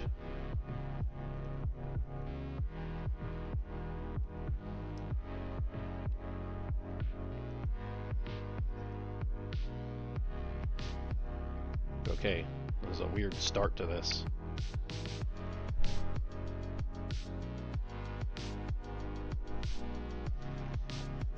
Oh, what was the R piece?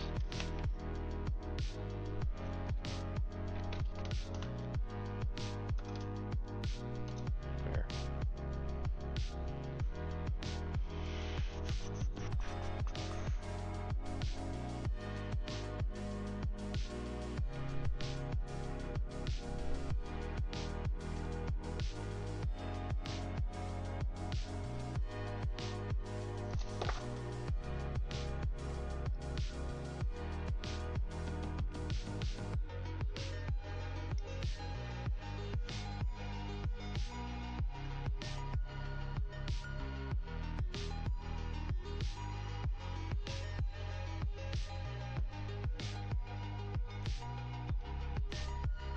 Man, if I had all the time in the world.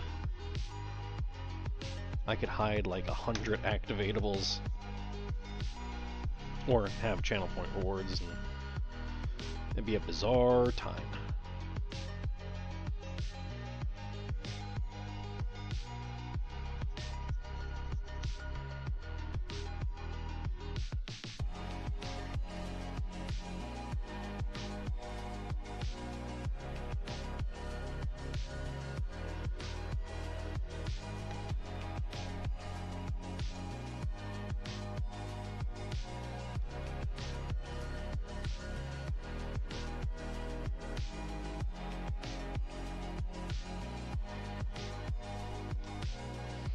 As I said before, if you guys have any ideas for activatables, I'm down to hear them. Doesn't mean I'll use them, but, you know, always appreciated.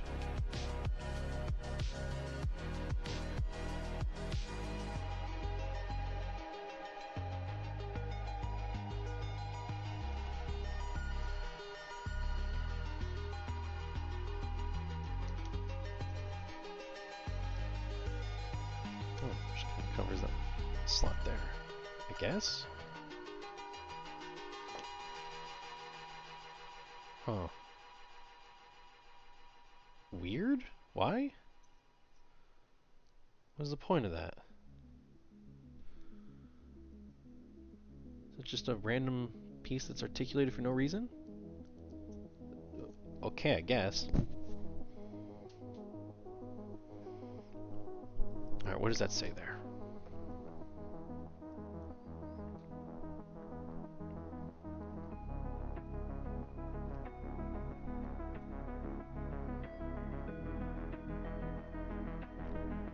Cut gate.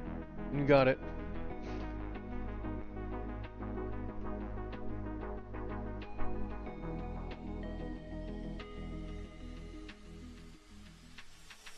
Oh, we need T2.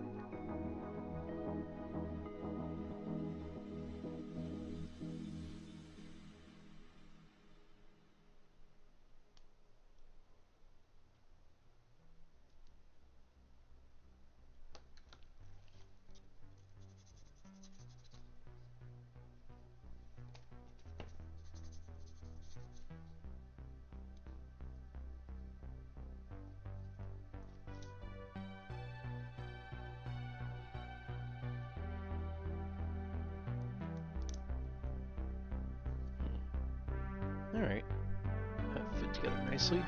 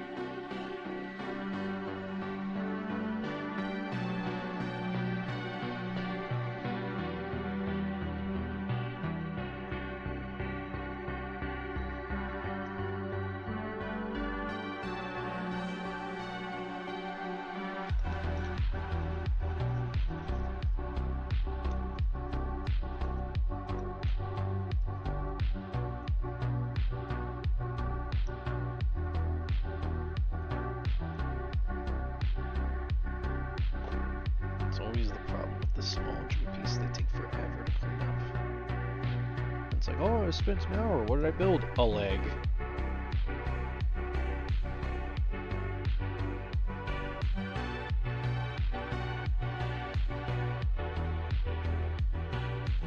Now you have to do it 3 more times.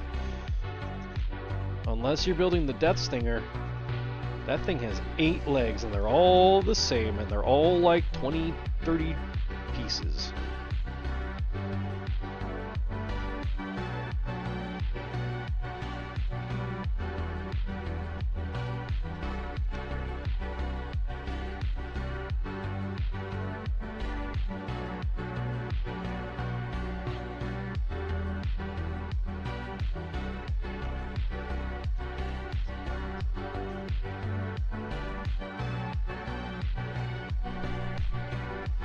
Well, the salamander has a lot of big, chunky pieces, and only 2 legs and 2 wings. It's more that people start losing their minds building Zoids when it's like, okay, I built the leg and it took like 2 hours. What's next? The other leg. What's next? The other leg. And what's next? The other leg.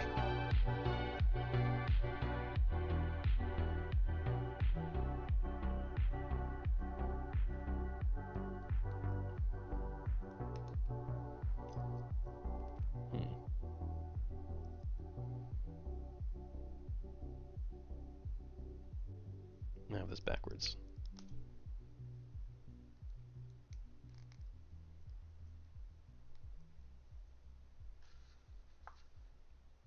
I guess it doesn't have to be backwards. Like, yeah, sure, this is what it says to do, but I could pose them in another way if I wanted.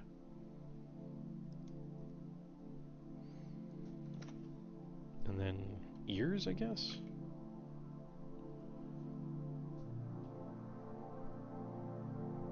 That's not... Oh, they're so tiny on here.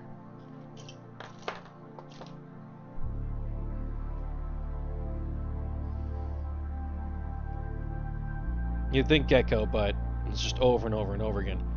Yeah, there kind of is. I have one.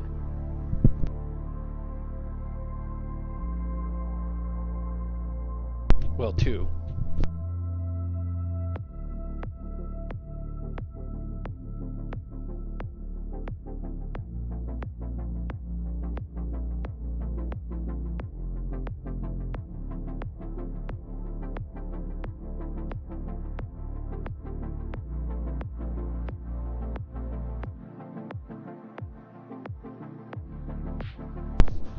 So these, I don't remember the name of it, but they're from the Barrett's Zoids line, which were a blind box set of block Zoids.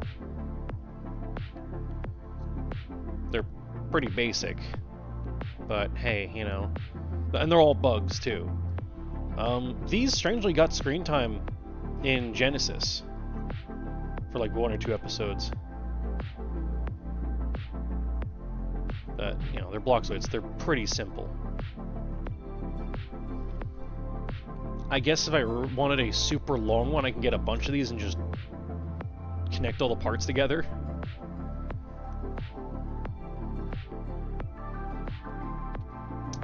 Which I do have a couple I might do if I decide to not sell them. Though, because they're small Zoids, I'd rather them be wild Zoids in a diorama if I build one. So most likely I'd get rid of this cockpit piece, because a wild Zoid doesn't need guns. And it'd be awkward for a gun robot to just have, you know, a copyright date on it. So what I'd probably do is, come here, you know, probably get another midsection of the same color. Just as an example. And then boom, that's it. It's just a random wild Zoid. No cockpit, no pilot. It's just living on its own. I don't know, crawling up a rock or something. And that's it. That's all I would do with it. But it's cool because, like, Zoid bugs didn't really get featured in most of the shows anyway. Well, fuck, I just broke that peg. That shows how old these are. Shit. Well, I wasn't going to use this color anyway, but that's that sucks.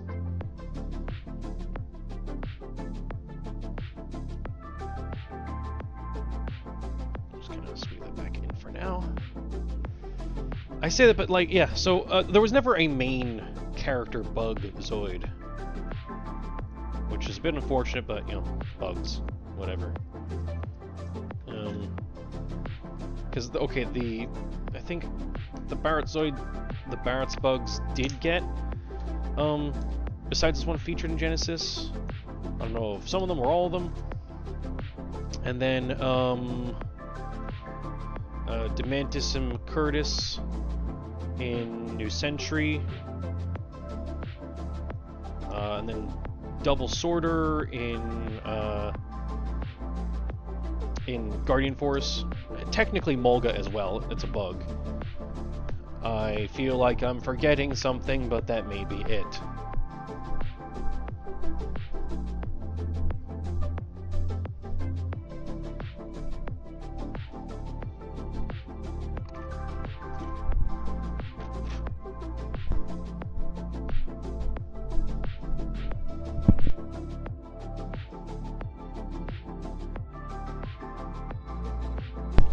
Man, there's not too many bugs.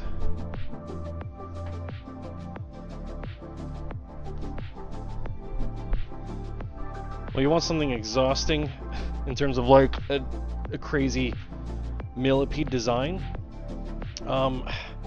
So unfortunately the site that had the pictures for it went down years ago. But there was a fan custom... Okay, I think it was Zoid Poison was the website ages ago, or Zoid.us, Zoid.us. I think it was Zoid Poison. Every year they do like a custom contest competition. And somebody went fucking off the rails and made a massive millipede Zoid out of crabs. So like they took a crab Zoid and then just like turned the claws downward. So then they just did the shell pieces atop as the different sections of the millipede body. They called it like Fusillade or something. You might be able to look it up by that name. It's huge.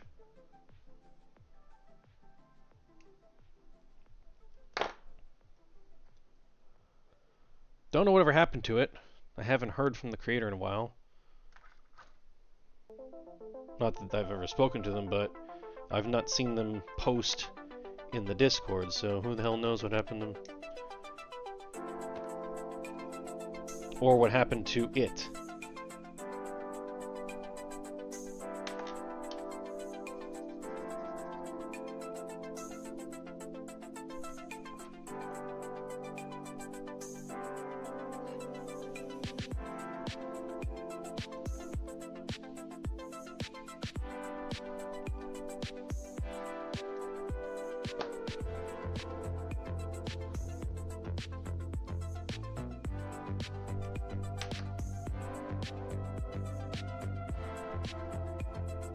Maybe they sold it to a private collector or something, who knows.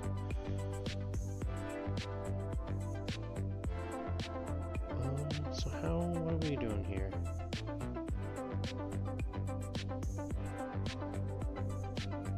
Oh, I see, there's a little, it's keyed.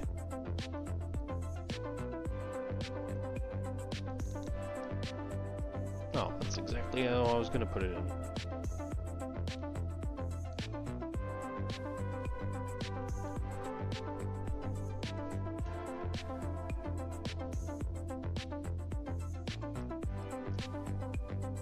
Alright, Kodo, not bad so far, but you know, we're still dealing with the head.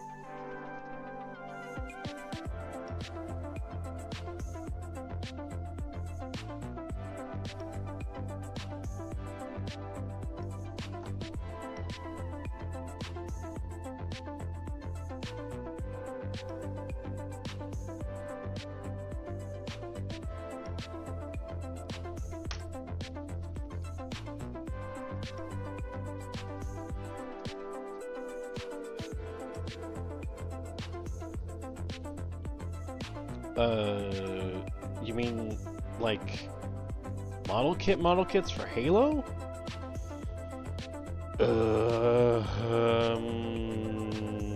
No, there isn't. To my knowledge, the closest you would get would be the Mega Bloks stuff.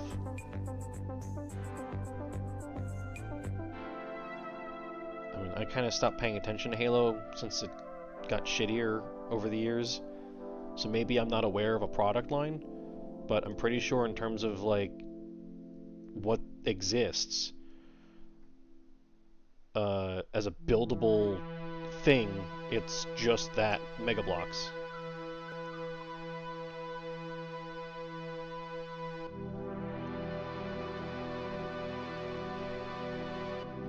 I could be wrong, but it's just kind of sits there. It's just whatever, it's fine.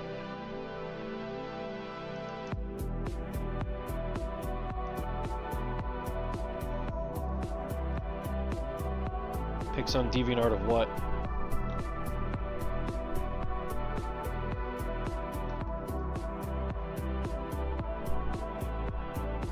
I need to find O.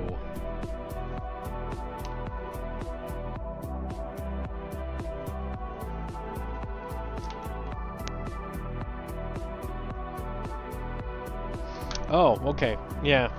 It's pretty impressive, right? Assuming you are finding the right thing.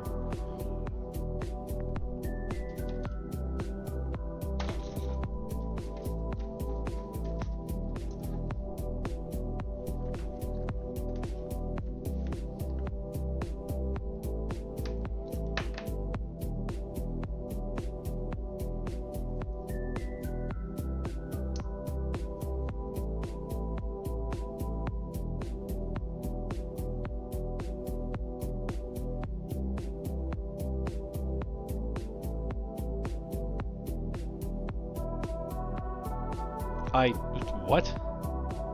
Was that a word you typed?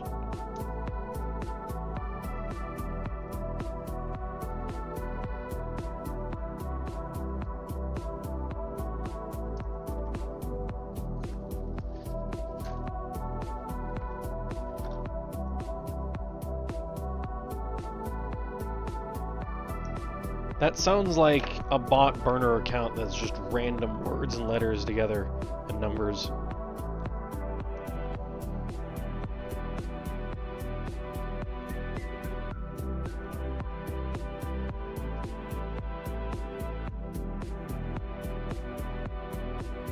Oh.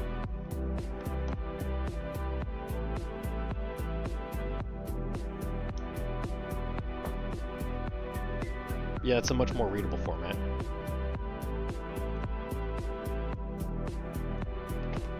It wasn't me.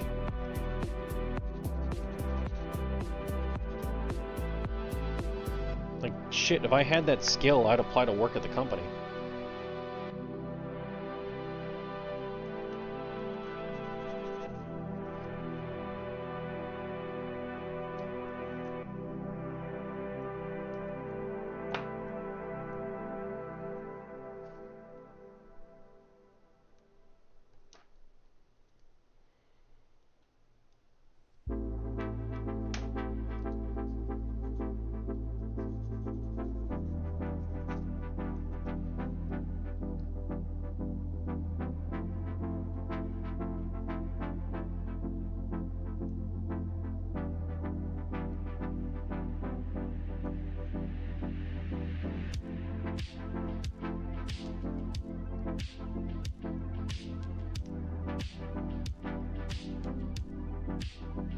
I don't feel that's right.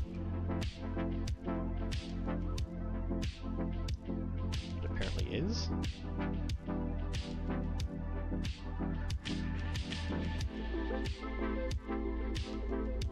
What?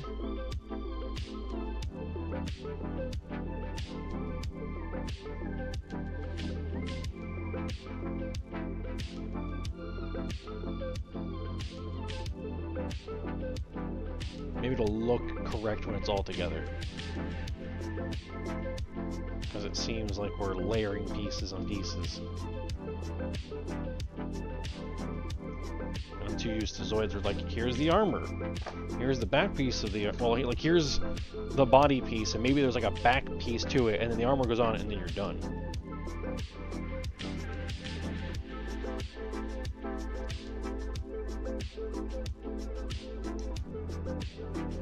And maybe it looks good.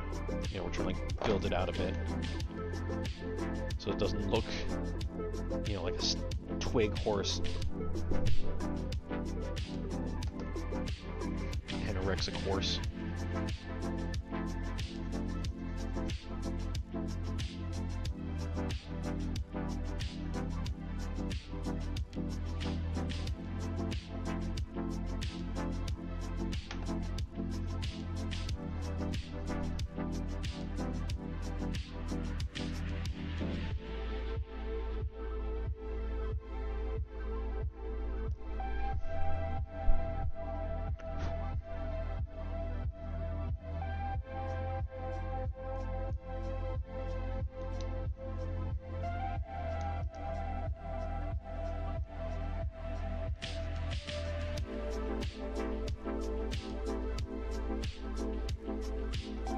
How do you expect that to work right?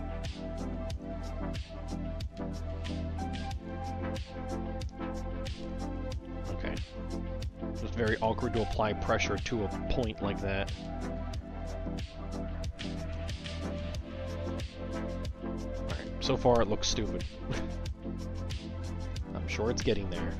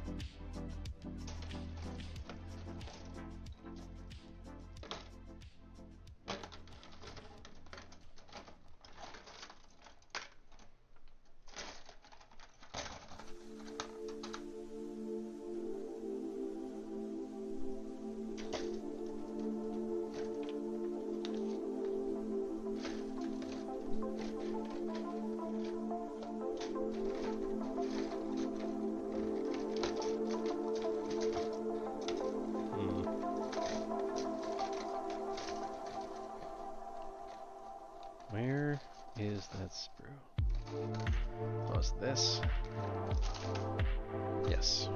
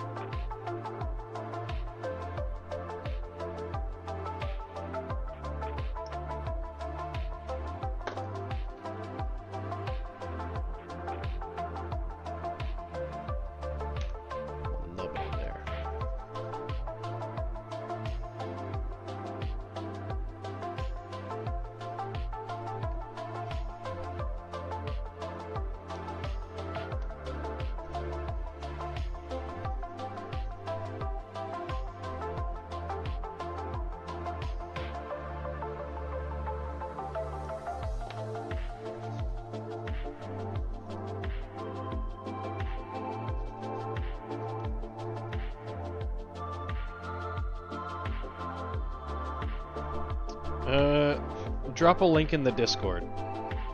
It probably is. It's like, I think, red and black.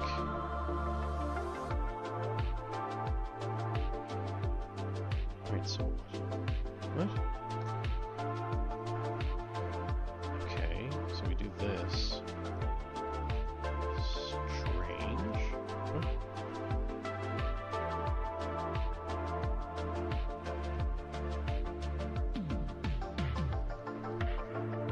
Oh, this is probably to, like a horse, what's it called? The reins go through the mouth. You can probably get rid of that. But we'll follow instructions for now. Oh, and then you just slip this. Okay. Yeah. You know the term.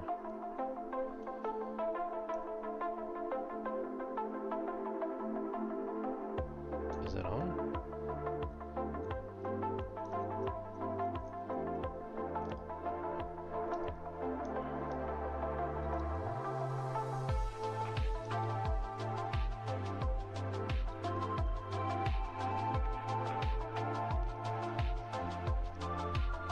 Okay. Yep, that definitely looks like a cyber horse. And that definitely looks like a mouth. Kinda, sorta. It's a bit bigger than a horse mouth, but it's a robot, so whatever. It's horse, you know. It's horse-shaped.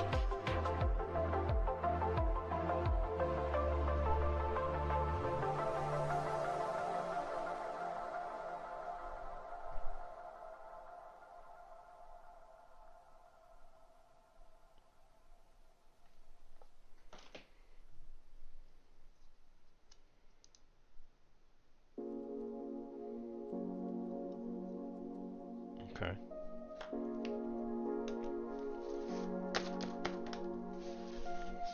Oh yeah, and on the back, it shows like the weird humanoid mode. I think that's with the bird kit that you can get separately. We're not going to do that.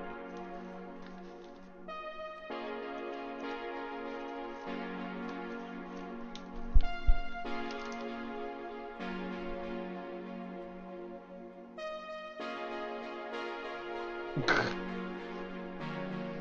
let me see. Oh, phenotype. Yeah. This is probably it.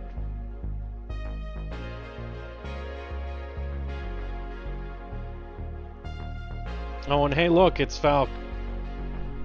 He's like the lore master of the Discord. Where is...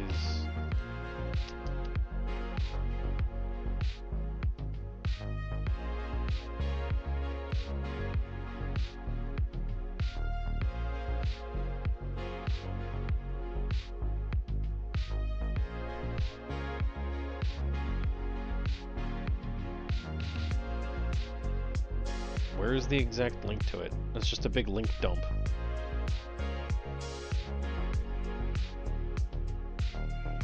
further below.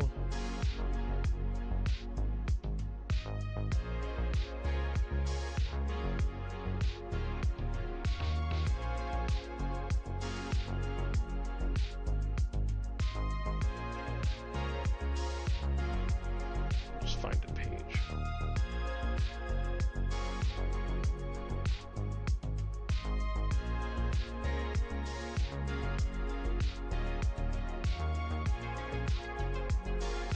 There it is.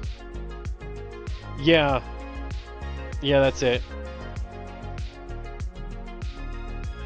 Fucking crazy ass thing.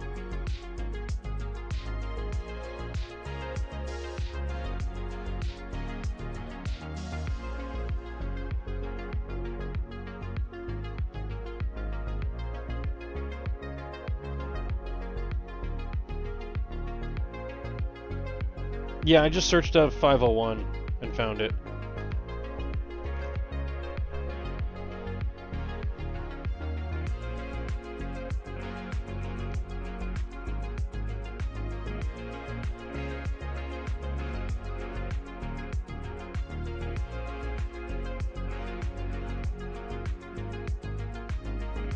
I'm going to assume that the other instructions are for a slightly smaller jaw, and I don't know if that's really worth doing. Yeah.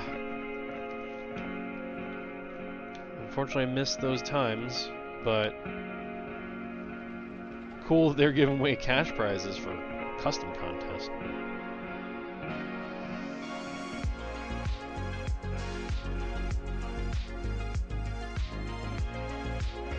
Alright, we're going to skip half of these because it's about changing the head to be a unicorn. Let me see Q1.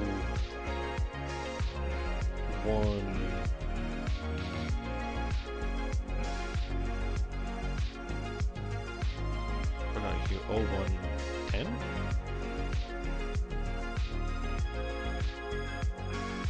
Or they are the same jaw. Why does the picture look different?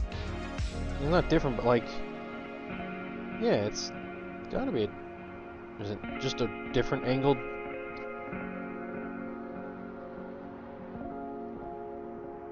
Weird. It looks like the picture's different, but it's not. Strange. Okay. Q110.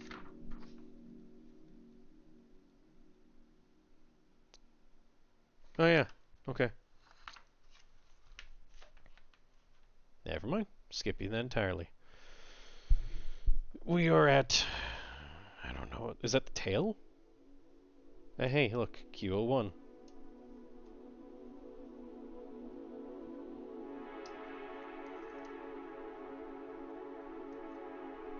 Or Q. O. Whatever. 01. 011.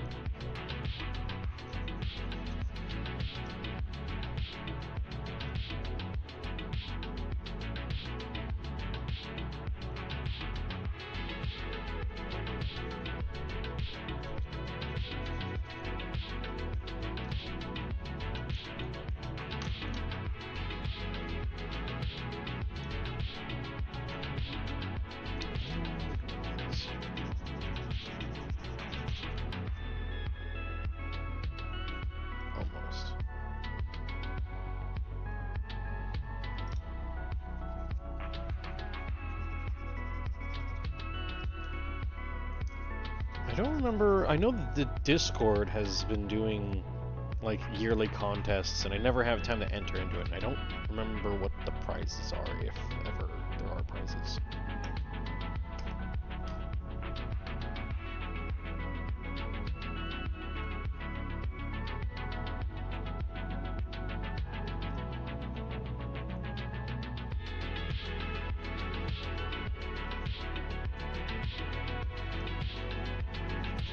And what's unfortunate is the current contest in the Discord started like November, I think? Late November? Racing Zoids. So, definitely late for my sinker idea.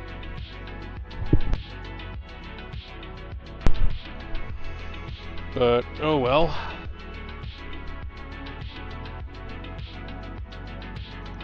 Nothing I can do about that. Life just finds a way to be in the way, you know?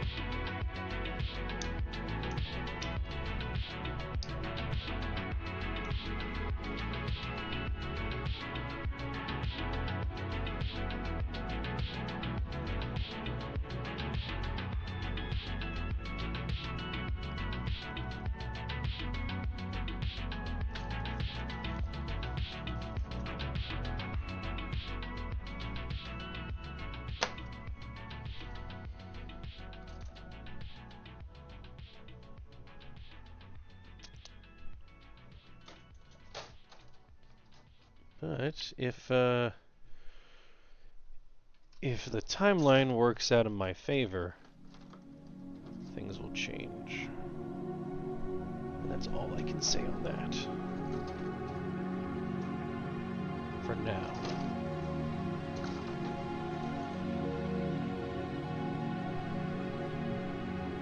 What does R look like?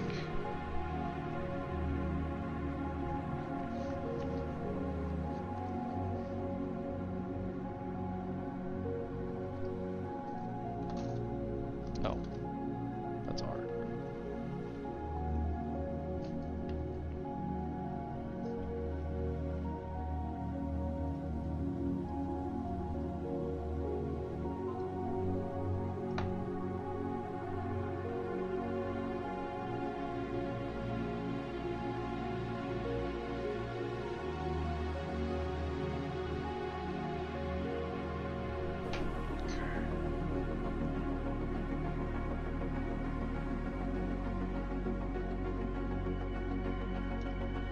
One of those situations where can't say anything on secret plans until secret plans have been executed. And that's not going to happen until the new year.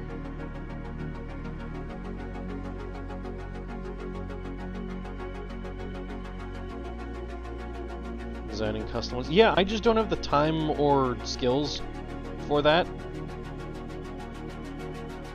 I have ideas, and I could commission a designer to make said ideas.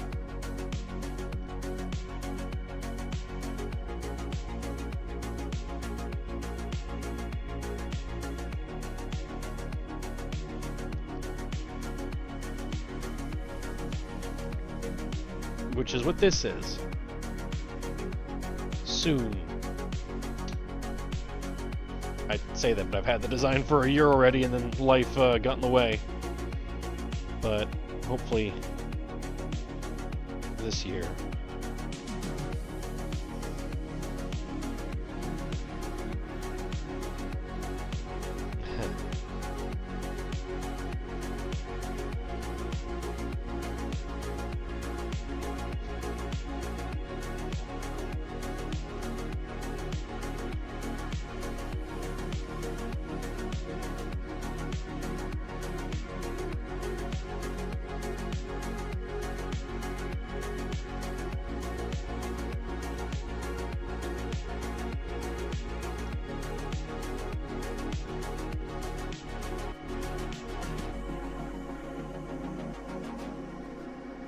Only those on board with said secret projects know of the secret projects.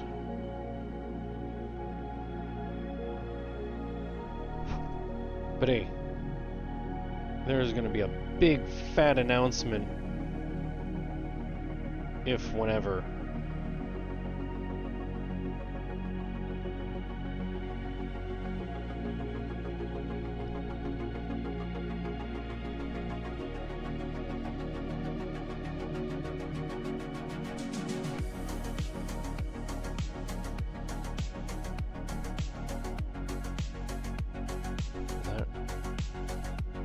Okay, that's not supposed to be.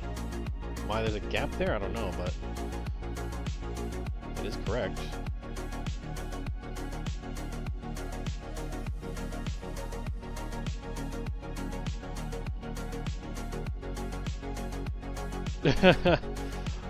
No, but if you've been paying attention to the news, there may be a government shutdown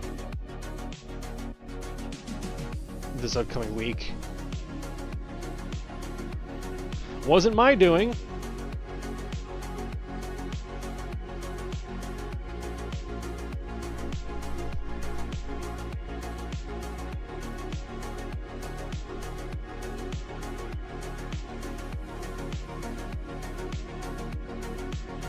Strange.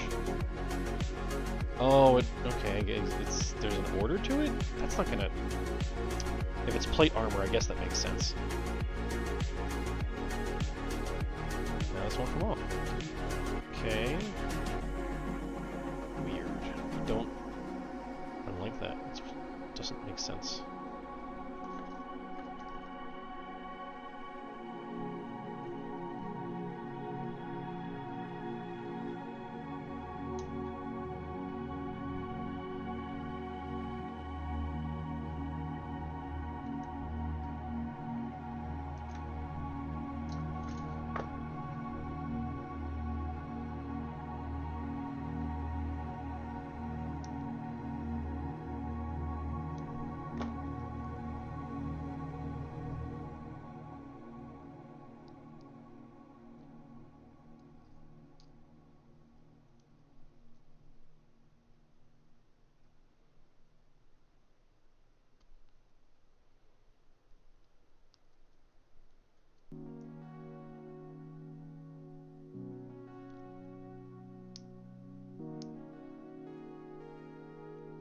I don't know.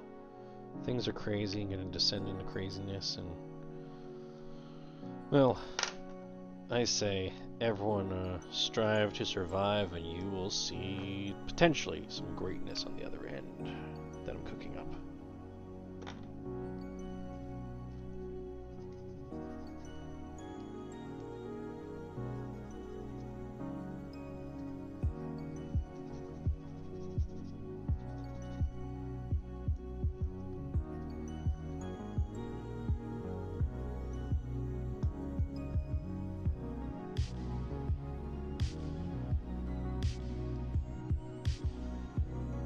Okay, that's set on flush, so maybe I just had it in the wrong position.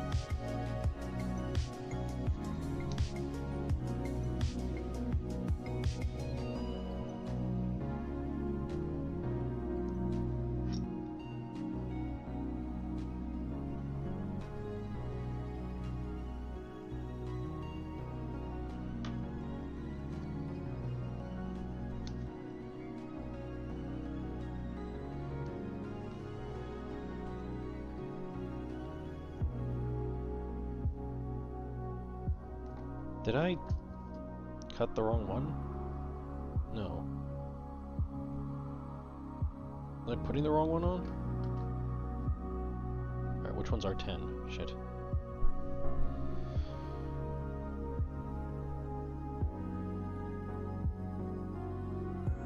$10, $13, $11. So what? Okay.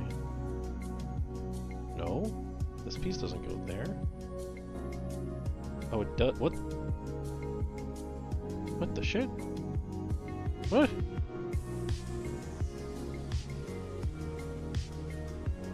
How does it fits? But that's deceptive. That peg does not look the size to fit on that. Oh, that's weird. Koda, why? It does fit, but it's at like a weird angle where it like sockets in. That explains why this one was all weird, and that explains the order. Okay. Okay. It all makes sense now.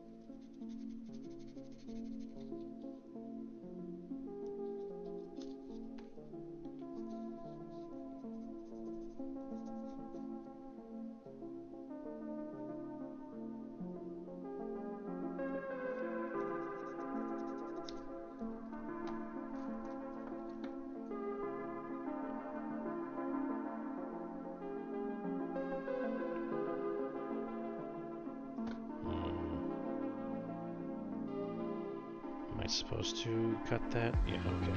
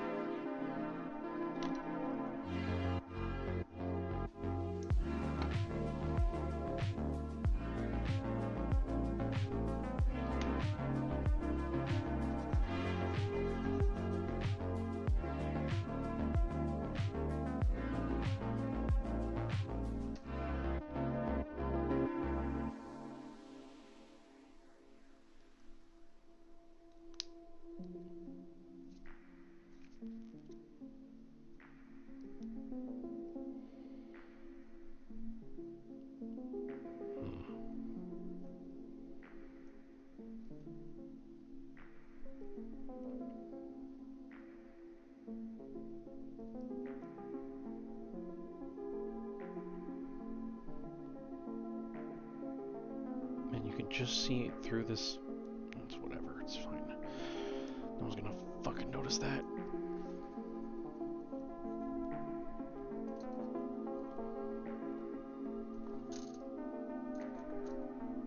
T2.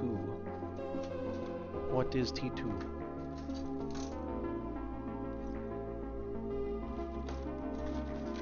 It's an arm base. This could be T2. No, that's U.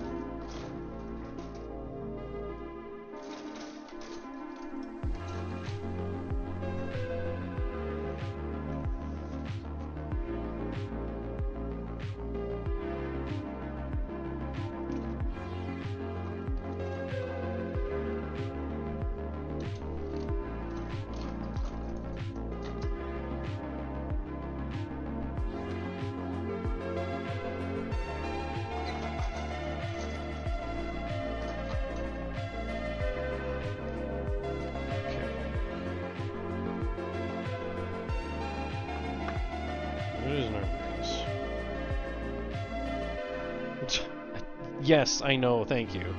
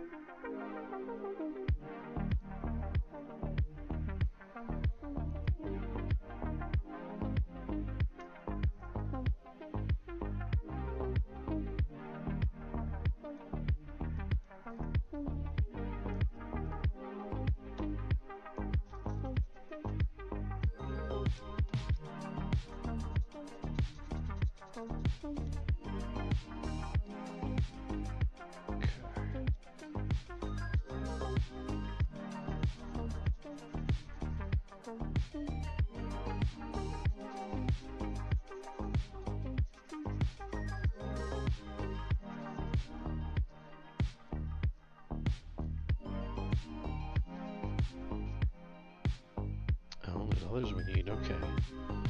I was just looking at that. Where is that sprue?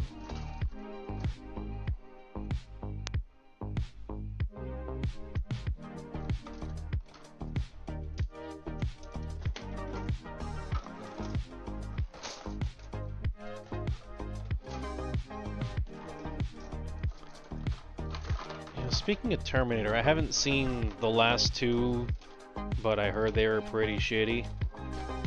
So, should I even bother? Oh, it's this one. From what I've absorbed just through not seeing it, or seeing them,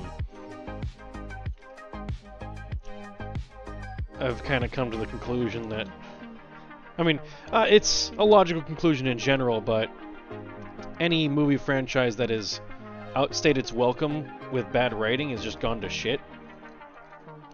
Especially with something that has time travel and, you know, timeline manipulations and shit, it becomes dumb.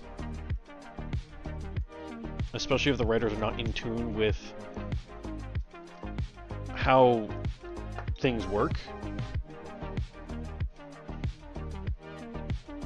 Or they're just pumping out dumb movie after dumb movie, you know, for money and don't care how the fans react to said dumb movie. Oh wait, that's Sony, never mind.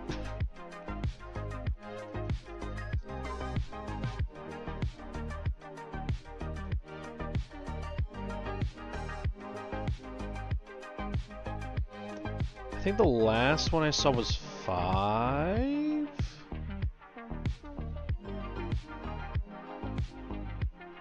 And then there's like 2 more after that, I think? From what I heard, they're fully done. Like, it's over. That's it. I don't know if the show was any decent. The Sarah Connor Chronicles? Or is that like a completely separate timeline entirely? And if that's the case, then why should I even bother with it? You know? And that's the weird part. I remember reading at some point, someone saying like, oh, they're all different timelines. Like, how is it different timelines? It's supposed to be linear. It's all the same characters. But now is it like, oh, well, here's this movie. If this model Terminator went back in time, it's like, well, you can't do that because the actors are getting older. So conclude the story to some point of like, oh, like, I don't fucking know how they're gonna do it because I haven't watched any of the movies to figure out how they could have done something better. Like, hey, just a thought, because like, wasn't it in the third one where they show activating Skynet, or was that the second one? I don't remember. But why not just go into Skynet and blow it the fuck up? You know, if the entire family is afraid of time-traveling robots, just destroy the facility that is creating the time-travel robots. But I'm sure then one could argue that's the whole reason why the time travel robots are going after them. It's the whole... I forget... Actually, I should not say it because it would form a... what the hell is the phrase? I forget what it is, but it's adjacent to a self-fulfilling prophecy, but a mind plague. Or info hazard. So I'm not going to say it. But Terminator kind of plays into that in a way. No, not a paradox. No.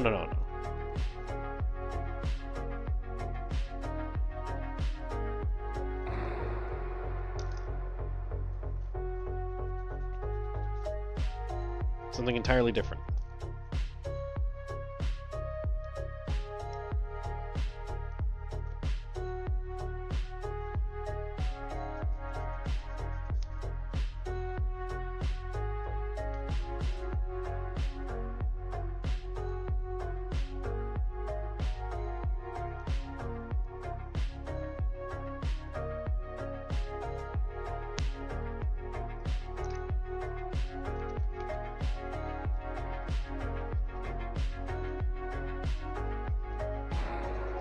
And you know, that's where things get like weird with shows and movies. If your series is big enough to spawn a show, you need to, if you have plans for movies later, you need to finish the story that you are telling. You can't half-ass it. I don't know. I remember when the Terminator show came out, and that's it. I don't know anyone that talked about it. I don't know anyone that saw it. I've heard nothing. So I assume it's either meh, or just no one watched it to have an opinion, or it's garbage. But then, here's the question, is it canon and is it complete?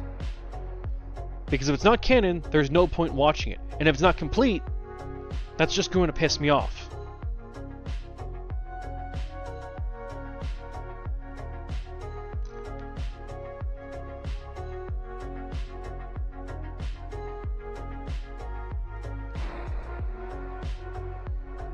That's kind of why I've, for the most part, stopped watching stuff.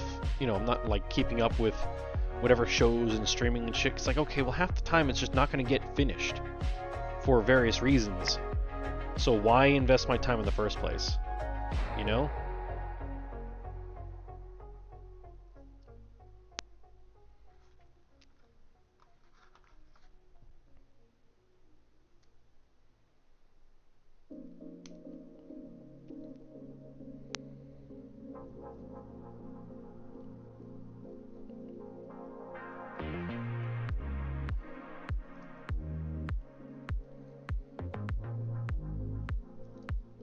Like, not something that I was going to watch, but I remember some people were really hyped over the Dark Crystal prequel show that started on Amazon, I think it was. Like, people were really hyped over it, and it only lasted a season.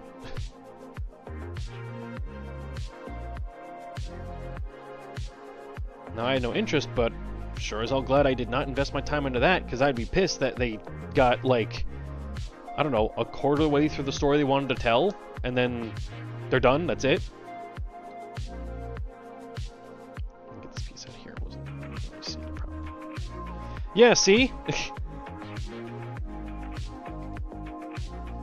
From what I remember reading, I know more about its cancellation than the show itself, but they went traditional with it, so like it's all puppets and special effects, you know, practical effects, which ambitious, especially nowadays, and I can appreciate the idea, but the budget was just absurd, and the demand wasn't there. I guess like there wasn't enough viewership to keep the show going.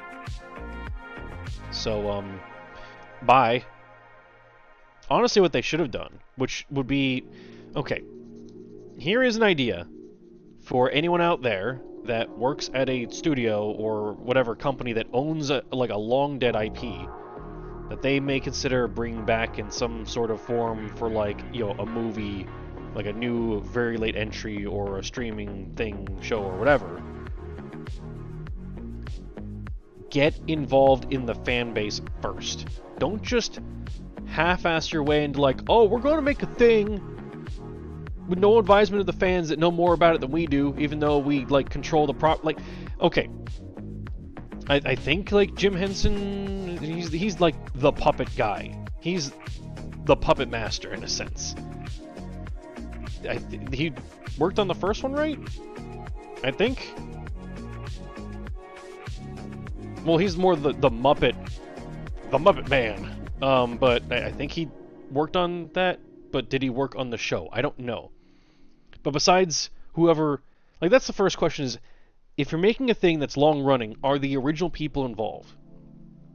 And second, are you getting feedback or participation or involvement or something from the remaining fans of that property? Because they would be your #1 target audience.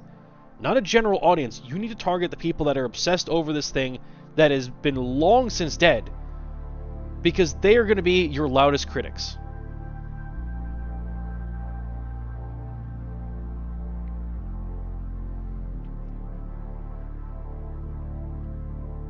I have no idea if they got anything wrong with it. I'm just stating in general that if you're going to make something for a property and you're going to spend a shit ton of money on it, you want to get it right and you want to target the fans. Greatest example of a failure of that, the Halo show. They spent like, I think it was like something stupid, like $2 million per episode or something. Somehow got 2 seasons and nothing was right. And the production team bragged about not playing any games, not reading any books, not looking at any source material. And they were like proud about it to some weird ass level, and they're like, oh, well, this is for like the casual fans. Why? What casual fans are there of Halo? Or something like that, I don't know. And then they also said it was like for the Halo fans at the same time, but then it's not for the Halo fans. Like, well, who's it for? It didn't make any sense. And only, like, from what I've seen in reviews, only when it got like good and kind of accurate is when it got canceled. It took them 2 seasons to get something right. Too late. When all they had to do was just read a book or play a game. But instead, like, they took however many, like 5 years of production hell just to get it off the ground. And they wrote it from scratch. And it was bad.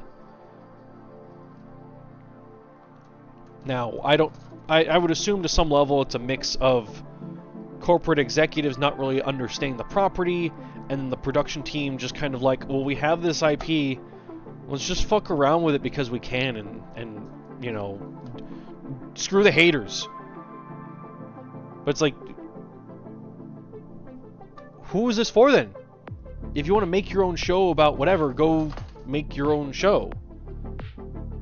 Don't tie a long-beloved IP in it. Because then you're going to get lambasted.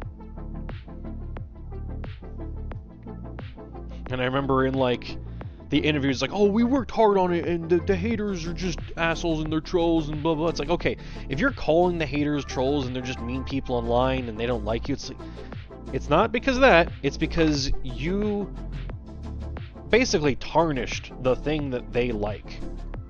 And you're proud about it. And that pisses them off. They're justified, you're not. And it's not like the information was hidden on any of the lore. You can walk into a store and buy a book. Hell, if you know, in that case of Halo, you could have requested everything for free from Microsoft to get it right. Or I don't know, jump onto the Halo wiki, talk to the Halo fans, the community. It seems like there's this weird aversion to interacting with the fan base for an IP when developing something for it. And that's what really bothers me about, like, any IP in the last ever. Like, anything, you know what, just ever. They don't seem to interact with the fans. Like, okay, there's sometimes fan service here and there, but at least to my knowledge, there's never, like, something... Okay, I guess something mainstream that's fan service-y in a sense, you know?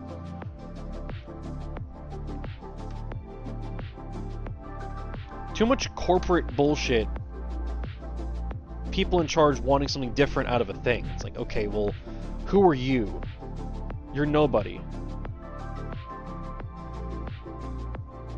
Like, let's just say, for an example, that, I don't know, whatever media executive at Microsoft that funded the project was all like, I'm a real big Halo fan, and I want Chief butt naked.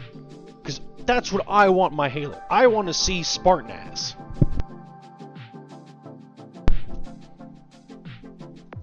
I'd say they're out of touch with what the fans want.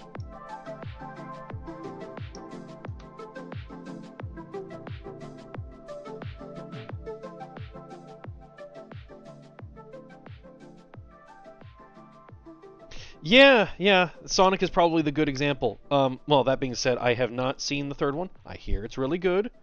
Never got around to seeing the second one. So, maybe, like, I don't know, over New Year's, I'll rewatch 1 and watch 2 and maybe try to get access to the Knuckles show.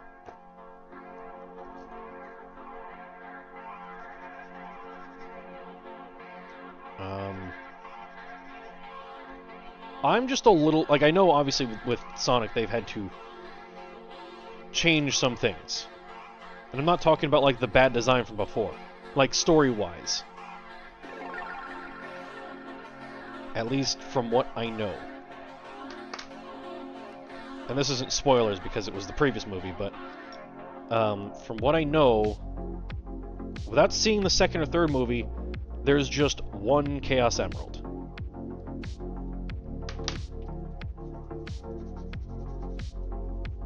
And that's it.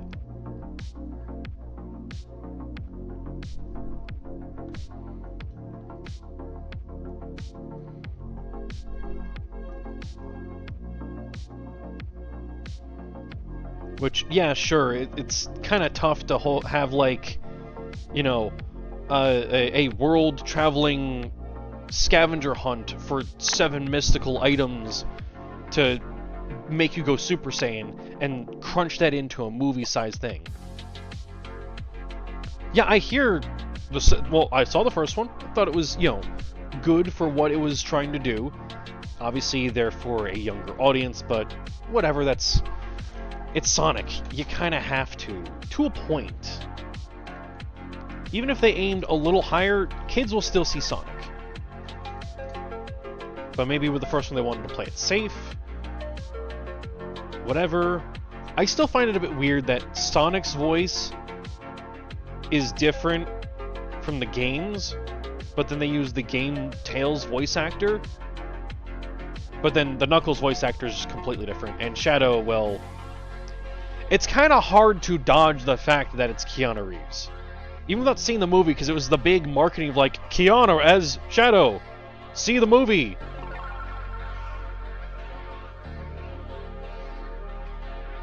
Jim Carrey as Eggman. I hear he's perfect. Even just seeing the first one, I thought he was, they gotta, they played it safe. And then I hear they continuously kicked it up.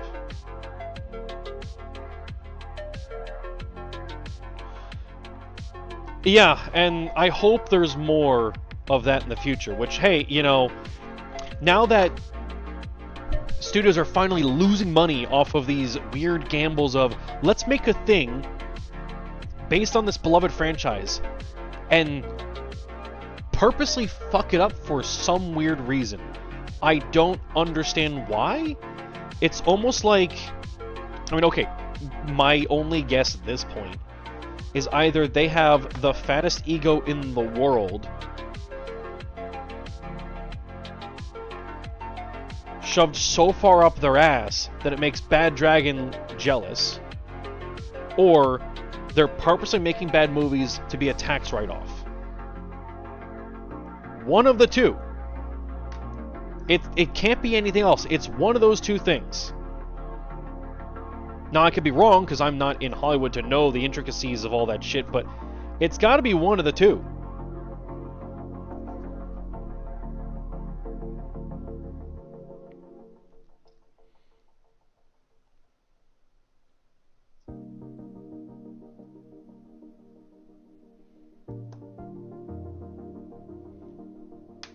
Yeah, the Minecraft movie's garbage. How did that get that far? If they just made a feature-length Minecraft movie, okay, I don't care for, like, the weird Telltale Minecraft engine. It just looks off. But if they just made, okay, I don't like the weird direction that Microsoft has taken Minecraft in general, of like, maybe it's good, not in terms of the Telltale games, because I don't care for that style of game, but maybe has anyone played the weird was it Minecraft Legends or something, whatever it is, the weird RPG game? Was that any good? I remember people were talking about it before it came out, and then it just kind of fell silent, but I'm not in the Minecraft community to know, because anyone that I talked to already got their fill of Minecraft 10 years ago. So we're kind of done with it in a sense. Unless I stumble into like a new friend group that is obsessed with Minecraft still. Whatever. Heard it was meh? Okay, then maybe it is meh. Whatever. But yeah, so at least that kind of falls in line with the Minecraft visual look. The Telltale games change it, which is whatever, but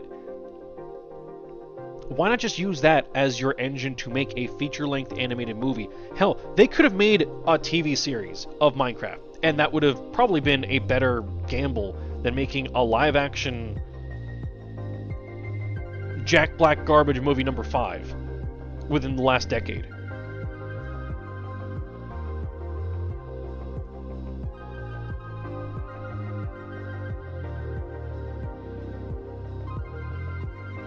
Now, for holding a copyright, that's the Sony situation with Spider-Man.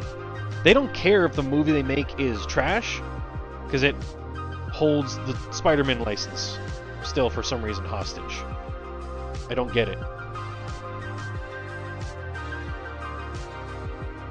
Though, Madam Web I heard was dog shit, and Craven even worse.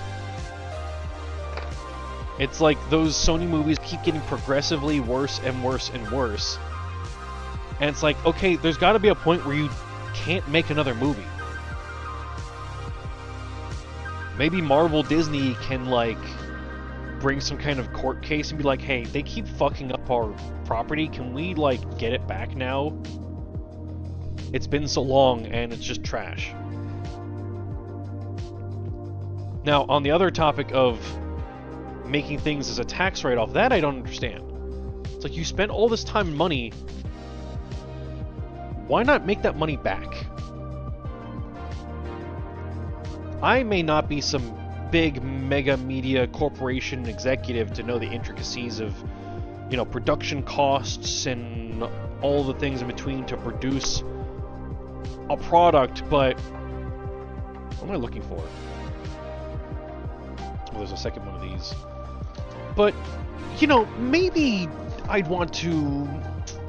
maybe this is just controversial, but if I'm putting money into something, maybe I'd want to get my investment back to some level. Instead of just going the lazy route of a tax write-off. Because you can't even say, oh, well, we made this thing, but it's going to be a loss, if you never give it a chance to be a loss.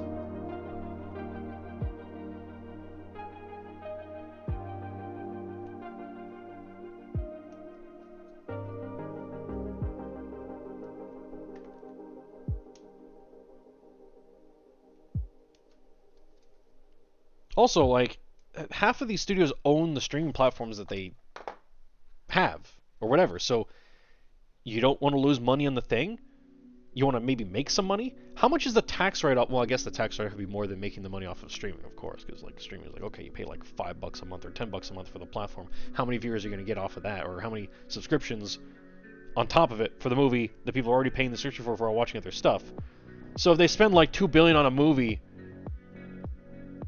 I guess then, yeah, number-wise it makes sense that they would not make the $2 billion back in putting the movie out. Maybe, I don't know, how much does it cost to make a movie these days? What was the budget on, what was it, Wild vs. Acme? How much did that cost?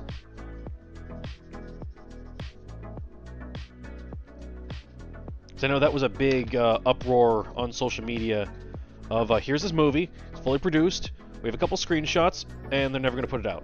And people want to see it, and apparently test markets loved it.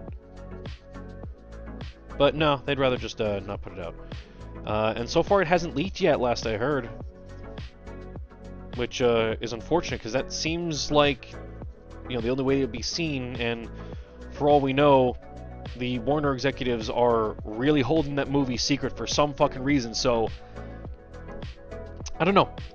If, let's just say theoretically that there is something really wrong with the movie, and they didn't release it and then marked it as a write-off, okay, that I might understand. But for you to produce an entire movie and then be like, oops, we can't do this,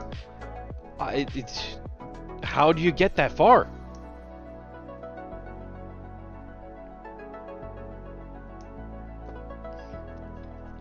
It'd be like, I don't know, we saw the trailer for the Minecraft movie, and that's coming out some the fuck time.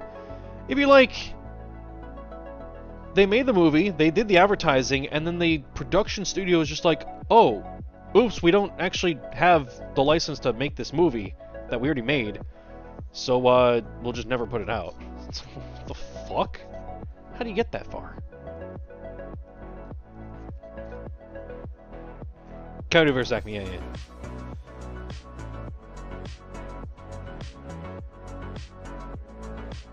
Yeah, well, hey, now we're starting to see the downfall of all these dumb ideas. Again, look at the downward spiral of the Sony movies. The Sony Spider... Well, it's funny how the general populace thinks that cartoons are for kids, but meanwhile, these animated Spider-Verse movies are doing better than the live-action trash Spider-adjacent movies.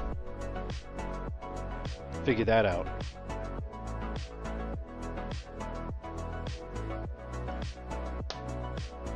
They needed to destroy it. Well, maybe your taxes are so high because you're spending shit tons of money.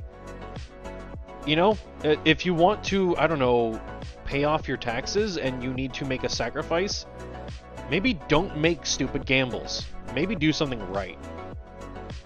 Speaking of doing things wrong. I heard Henry Cavill bailed out of the Warhammer project.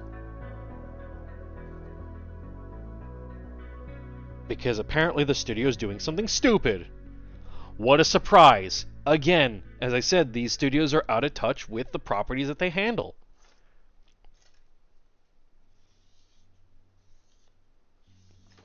And, you know, here, now we have a fan that is a major actor, the leading role, and you pissed him off. It's like, can't studios just, like, leave shit alone? He's like, we're going to make this thing. It's based on this thing. We have the license. We're going to do it. Leave us alone. Why can't more Hollywood studios be like Sega? They bought Atlas and left it the fuck alone. And look, they've had hit release after hit release after banger release. Even though they're milking the Persona games left and right, they're selling. And they're still by the same team with no Sega no Sega interference, no fuckery.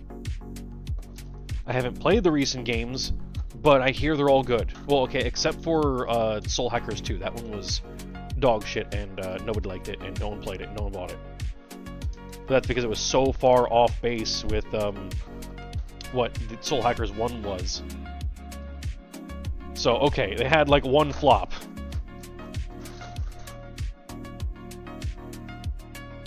And unfortunately, knowing how industries are, they're going to say, like, oh, well, the last Soul Hackers game we made didn't sell well, so no one wants Soul Hackers, we're not going to make any more. It's like, maybe it's not there's no interest in Soul Hackers, maybe you just made a bad game. Own up to your mistakes. Own up to your mistakes and do better.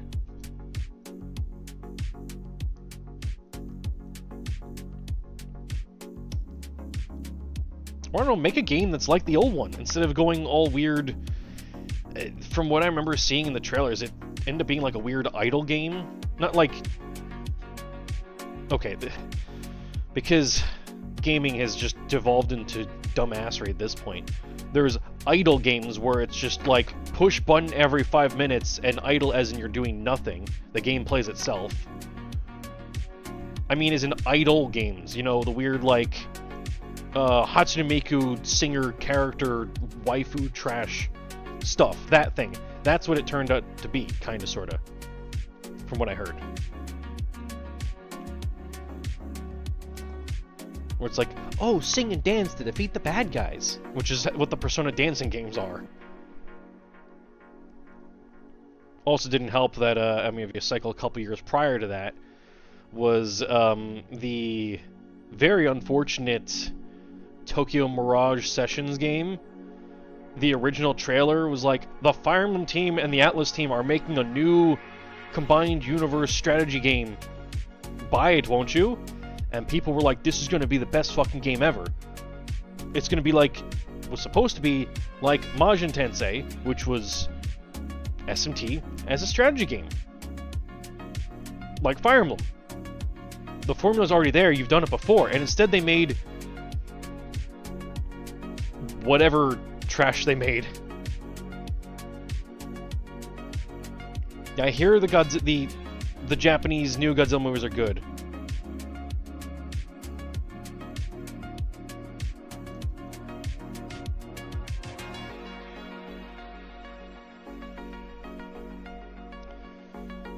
Yeah. Hey, if they're looking to release whatever that movie is through a different publisher, cool. And yeah, he quit, so, yeah.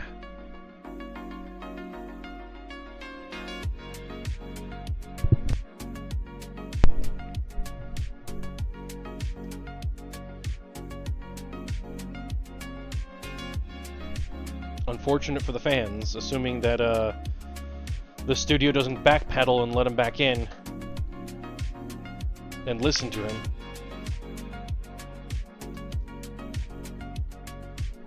You know, kind of like how, again, I don't watch it, but The Witcher had the same problem, where he was on for like 2 seasons because it was accurate to the books and he liked the series, and then they're like, we're gonna go off script, and he's like, fuck off. Well, he fucked off. Well, he threatened to leave, and they're like, okay. So he left, and then they replaced him, and last I heard, the recent season didn't do well, and probably not going to get renewed. So, was it really worth going off script to lose your main actor that everyone liked, that everyone was watching the show for, and everyone was watching the show because it was accurate? That's, I guess, the gamble you want to take, but that makes me question, was it a money-saving move, or was it, like, an ego move? Or some other reason entirely? I don't know.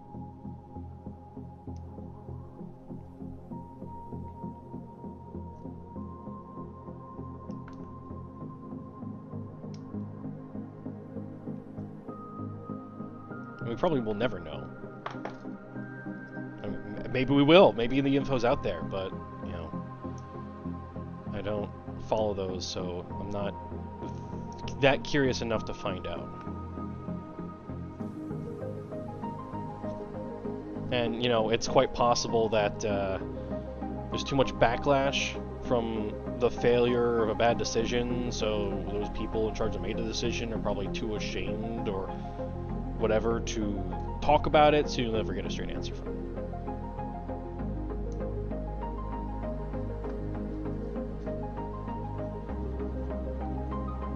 Which that really sucks for Cavill. Like, he was a fan of Witcher, and he got the role, and then he quit because they fucked it up. And then he got the Warhammer role because he's a fan of it, and they fucked it up and he quit. I guess third time's the charm, but I don't know. If I were him, I would have, I don't know, funded the entire project on my own with no studio involvement, and then, you know, just go with like a publisher or like a distributor, and that's it.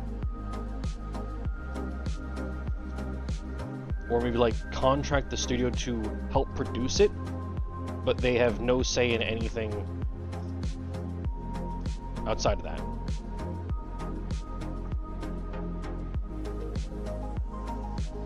It might just be worth whatever money deal, you know, probably be very expensive to do that, but hey, you know, get it right the first time. It's not that hard to do. And I'm just saying that in general. It's, if anything, it's harder to fuck something up that has established lore. And yet these studios just keep doing it over and over and over again. And it's just like, how can you be so dumb?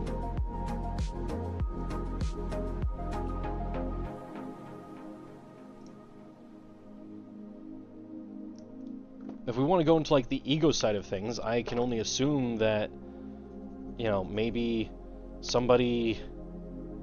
Okay. Alright, if we want to get into it, there's the joke idea of the directors or the writers just turn their own fanfic into the thing, which was like Halo. People said it was like a really bad fanfic that someone wrote and somehow got $1 billion to produce. But okay, if that's like the truth of the matter, that's really bad.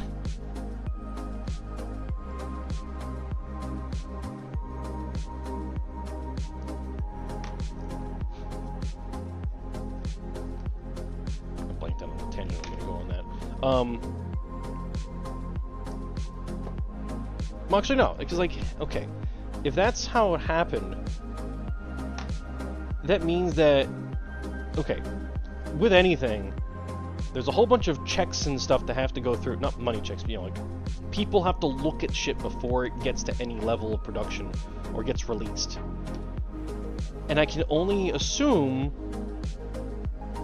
knowing by past history with stuff, is that somebody gave it approval and didn't care about the quality or the accuracy.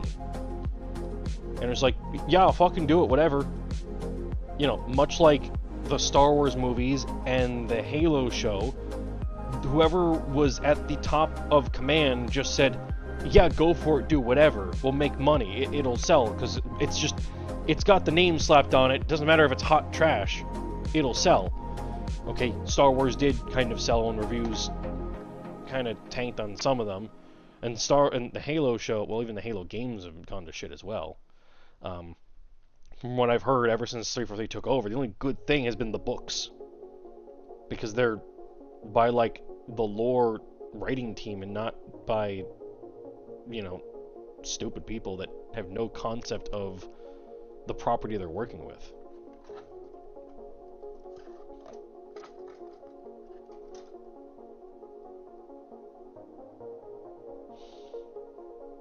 Yeah, no, studios should not be rewarded for making trash.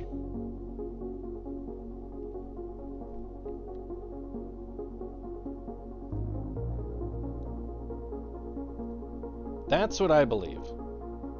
Like, if you consistently make garbage movies, and there's a difference between, like, you know, a no-name random studio making no-name random trash movies. That's one thing. But when you have a major property, like an IP or a franchise, that has multiple investors involved from everything all around, you know, like merch and market, when it's a known franchise that's connected to stuff and has other investors involved for different surrounding products, ancillary stuff, if you consistently fuck up, you're going to piss them off. And pissing off your investors is the last thing you want to do. Because then they're not going to give you money. And then what do you have left? I say in that case, the production company gets their license pulled of, like, the IP, or it has to go to, like, some kind of Hollywood auction kind of thing.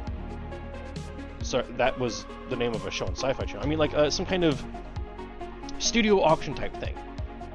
You know, we're like, okay, Sony's rights to Spider-Man are on the chopping block because they failed to make a decent movie. So it's going to go to the highest bidder. Go. Let's see that play out. I think it'd be fascinating. Now, obviously, Marvel, Disney would probably just buy it out straight before it ever went to auction. But, you know, either way, it's out of the hands of the people that keep fucking it up. And that's why Spider-Man is kind of like a weird, you know, cameo-esque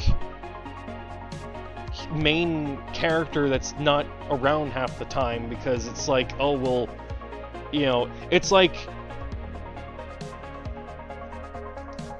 you're in, you know, you're playing with the neighborhood kids, and then only on, like, Wednesdays is little Billy down the street allowed to play with you guys, and the rest of the time he's only allowed to just watch out the window and see you guys having fun. Why his parents pick Wednesday for him to go outside, we'll never know, because Billy's parents are weird like that.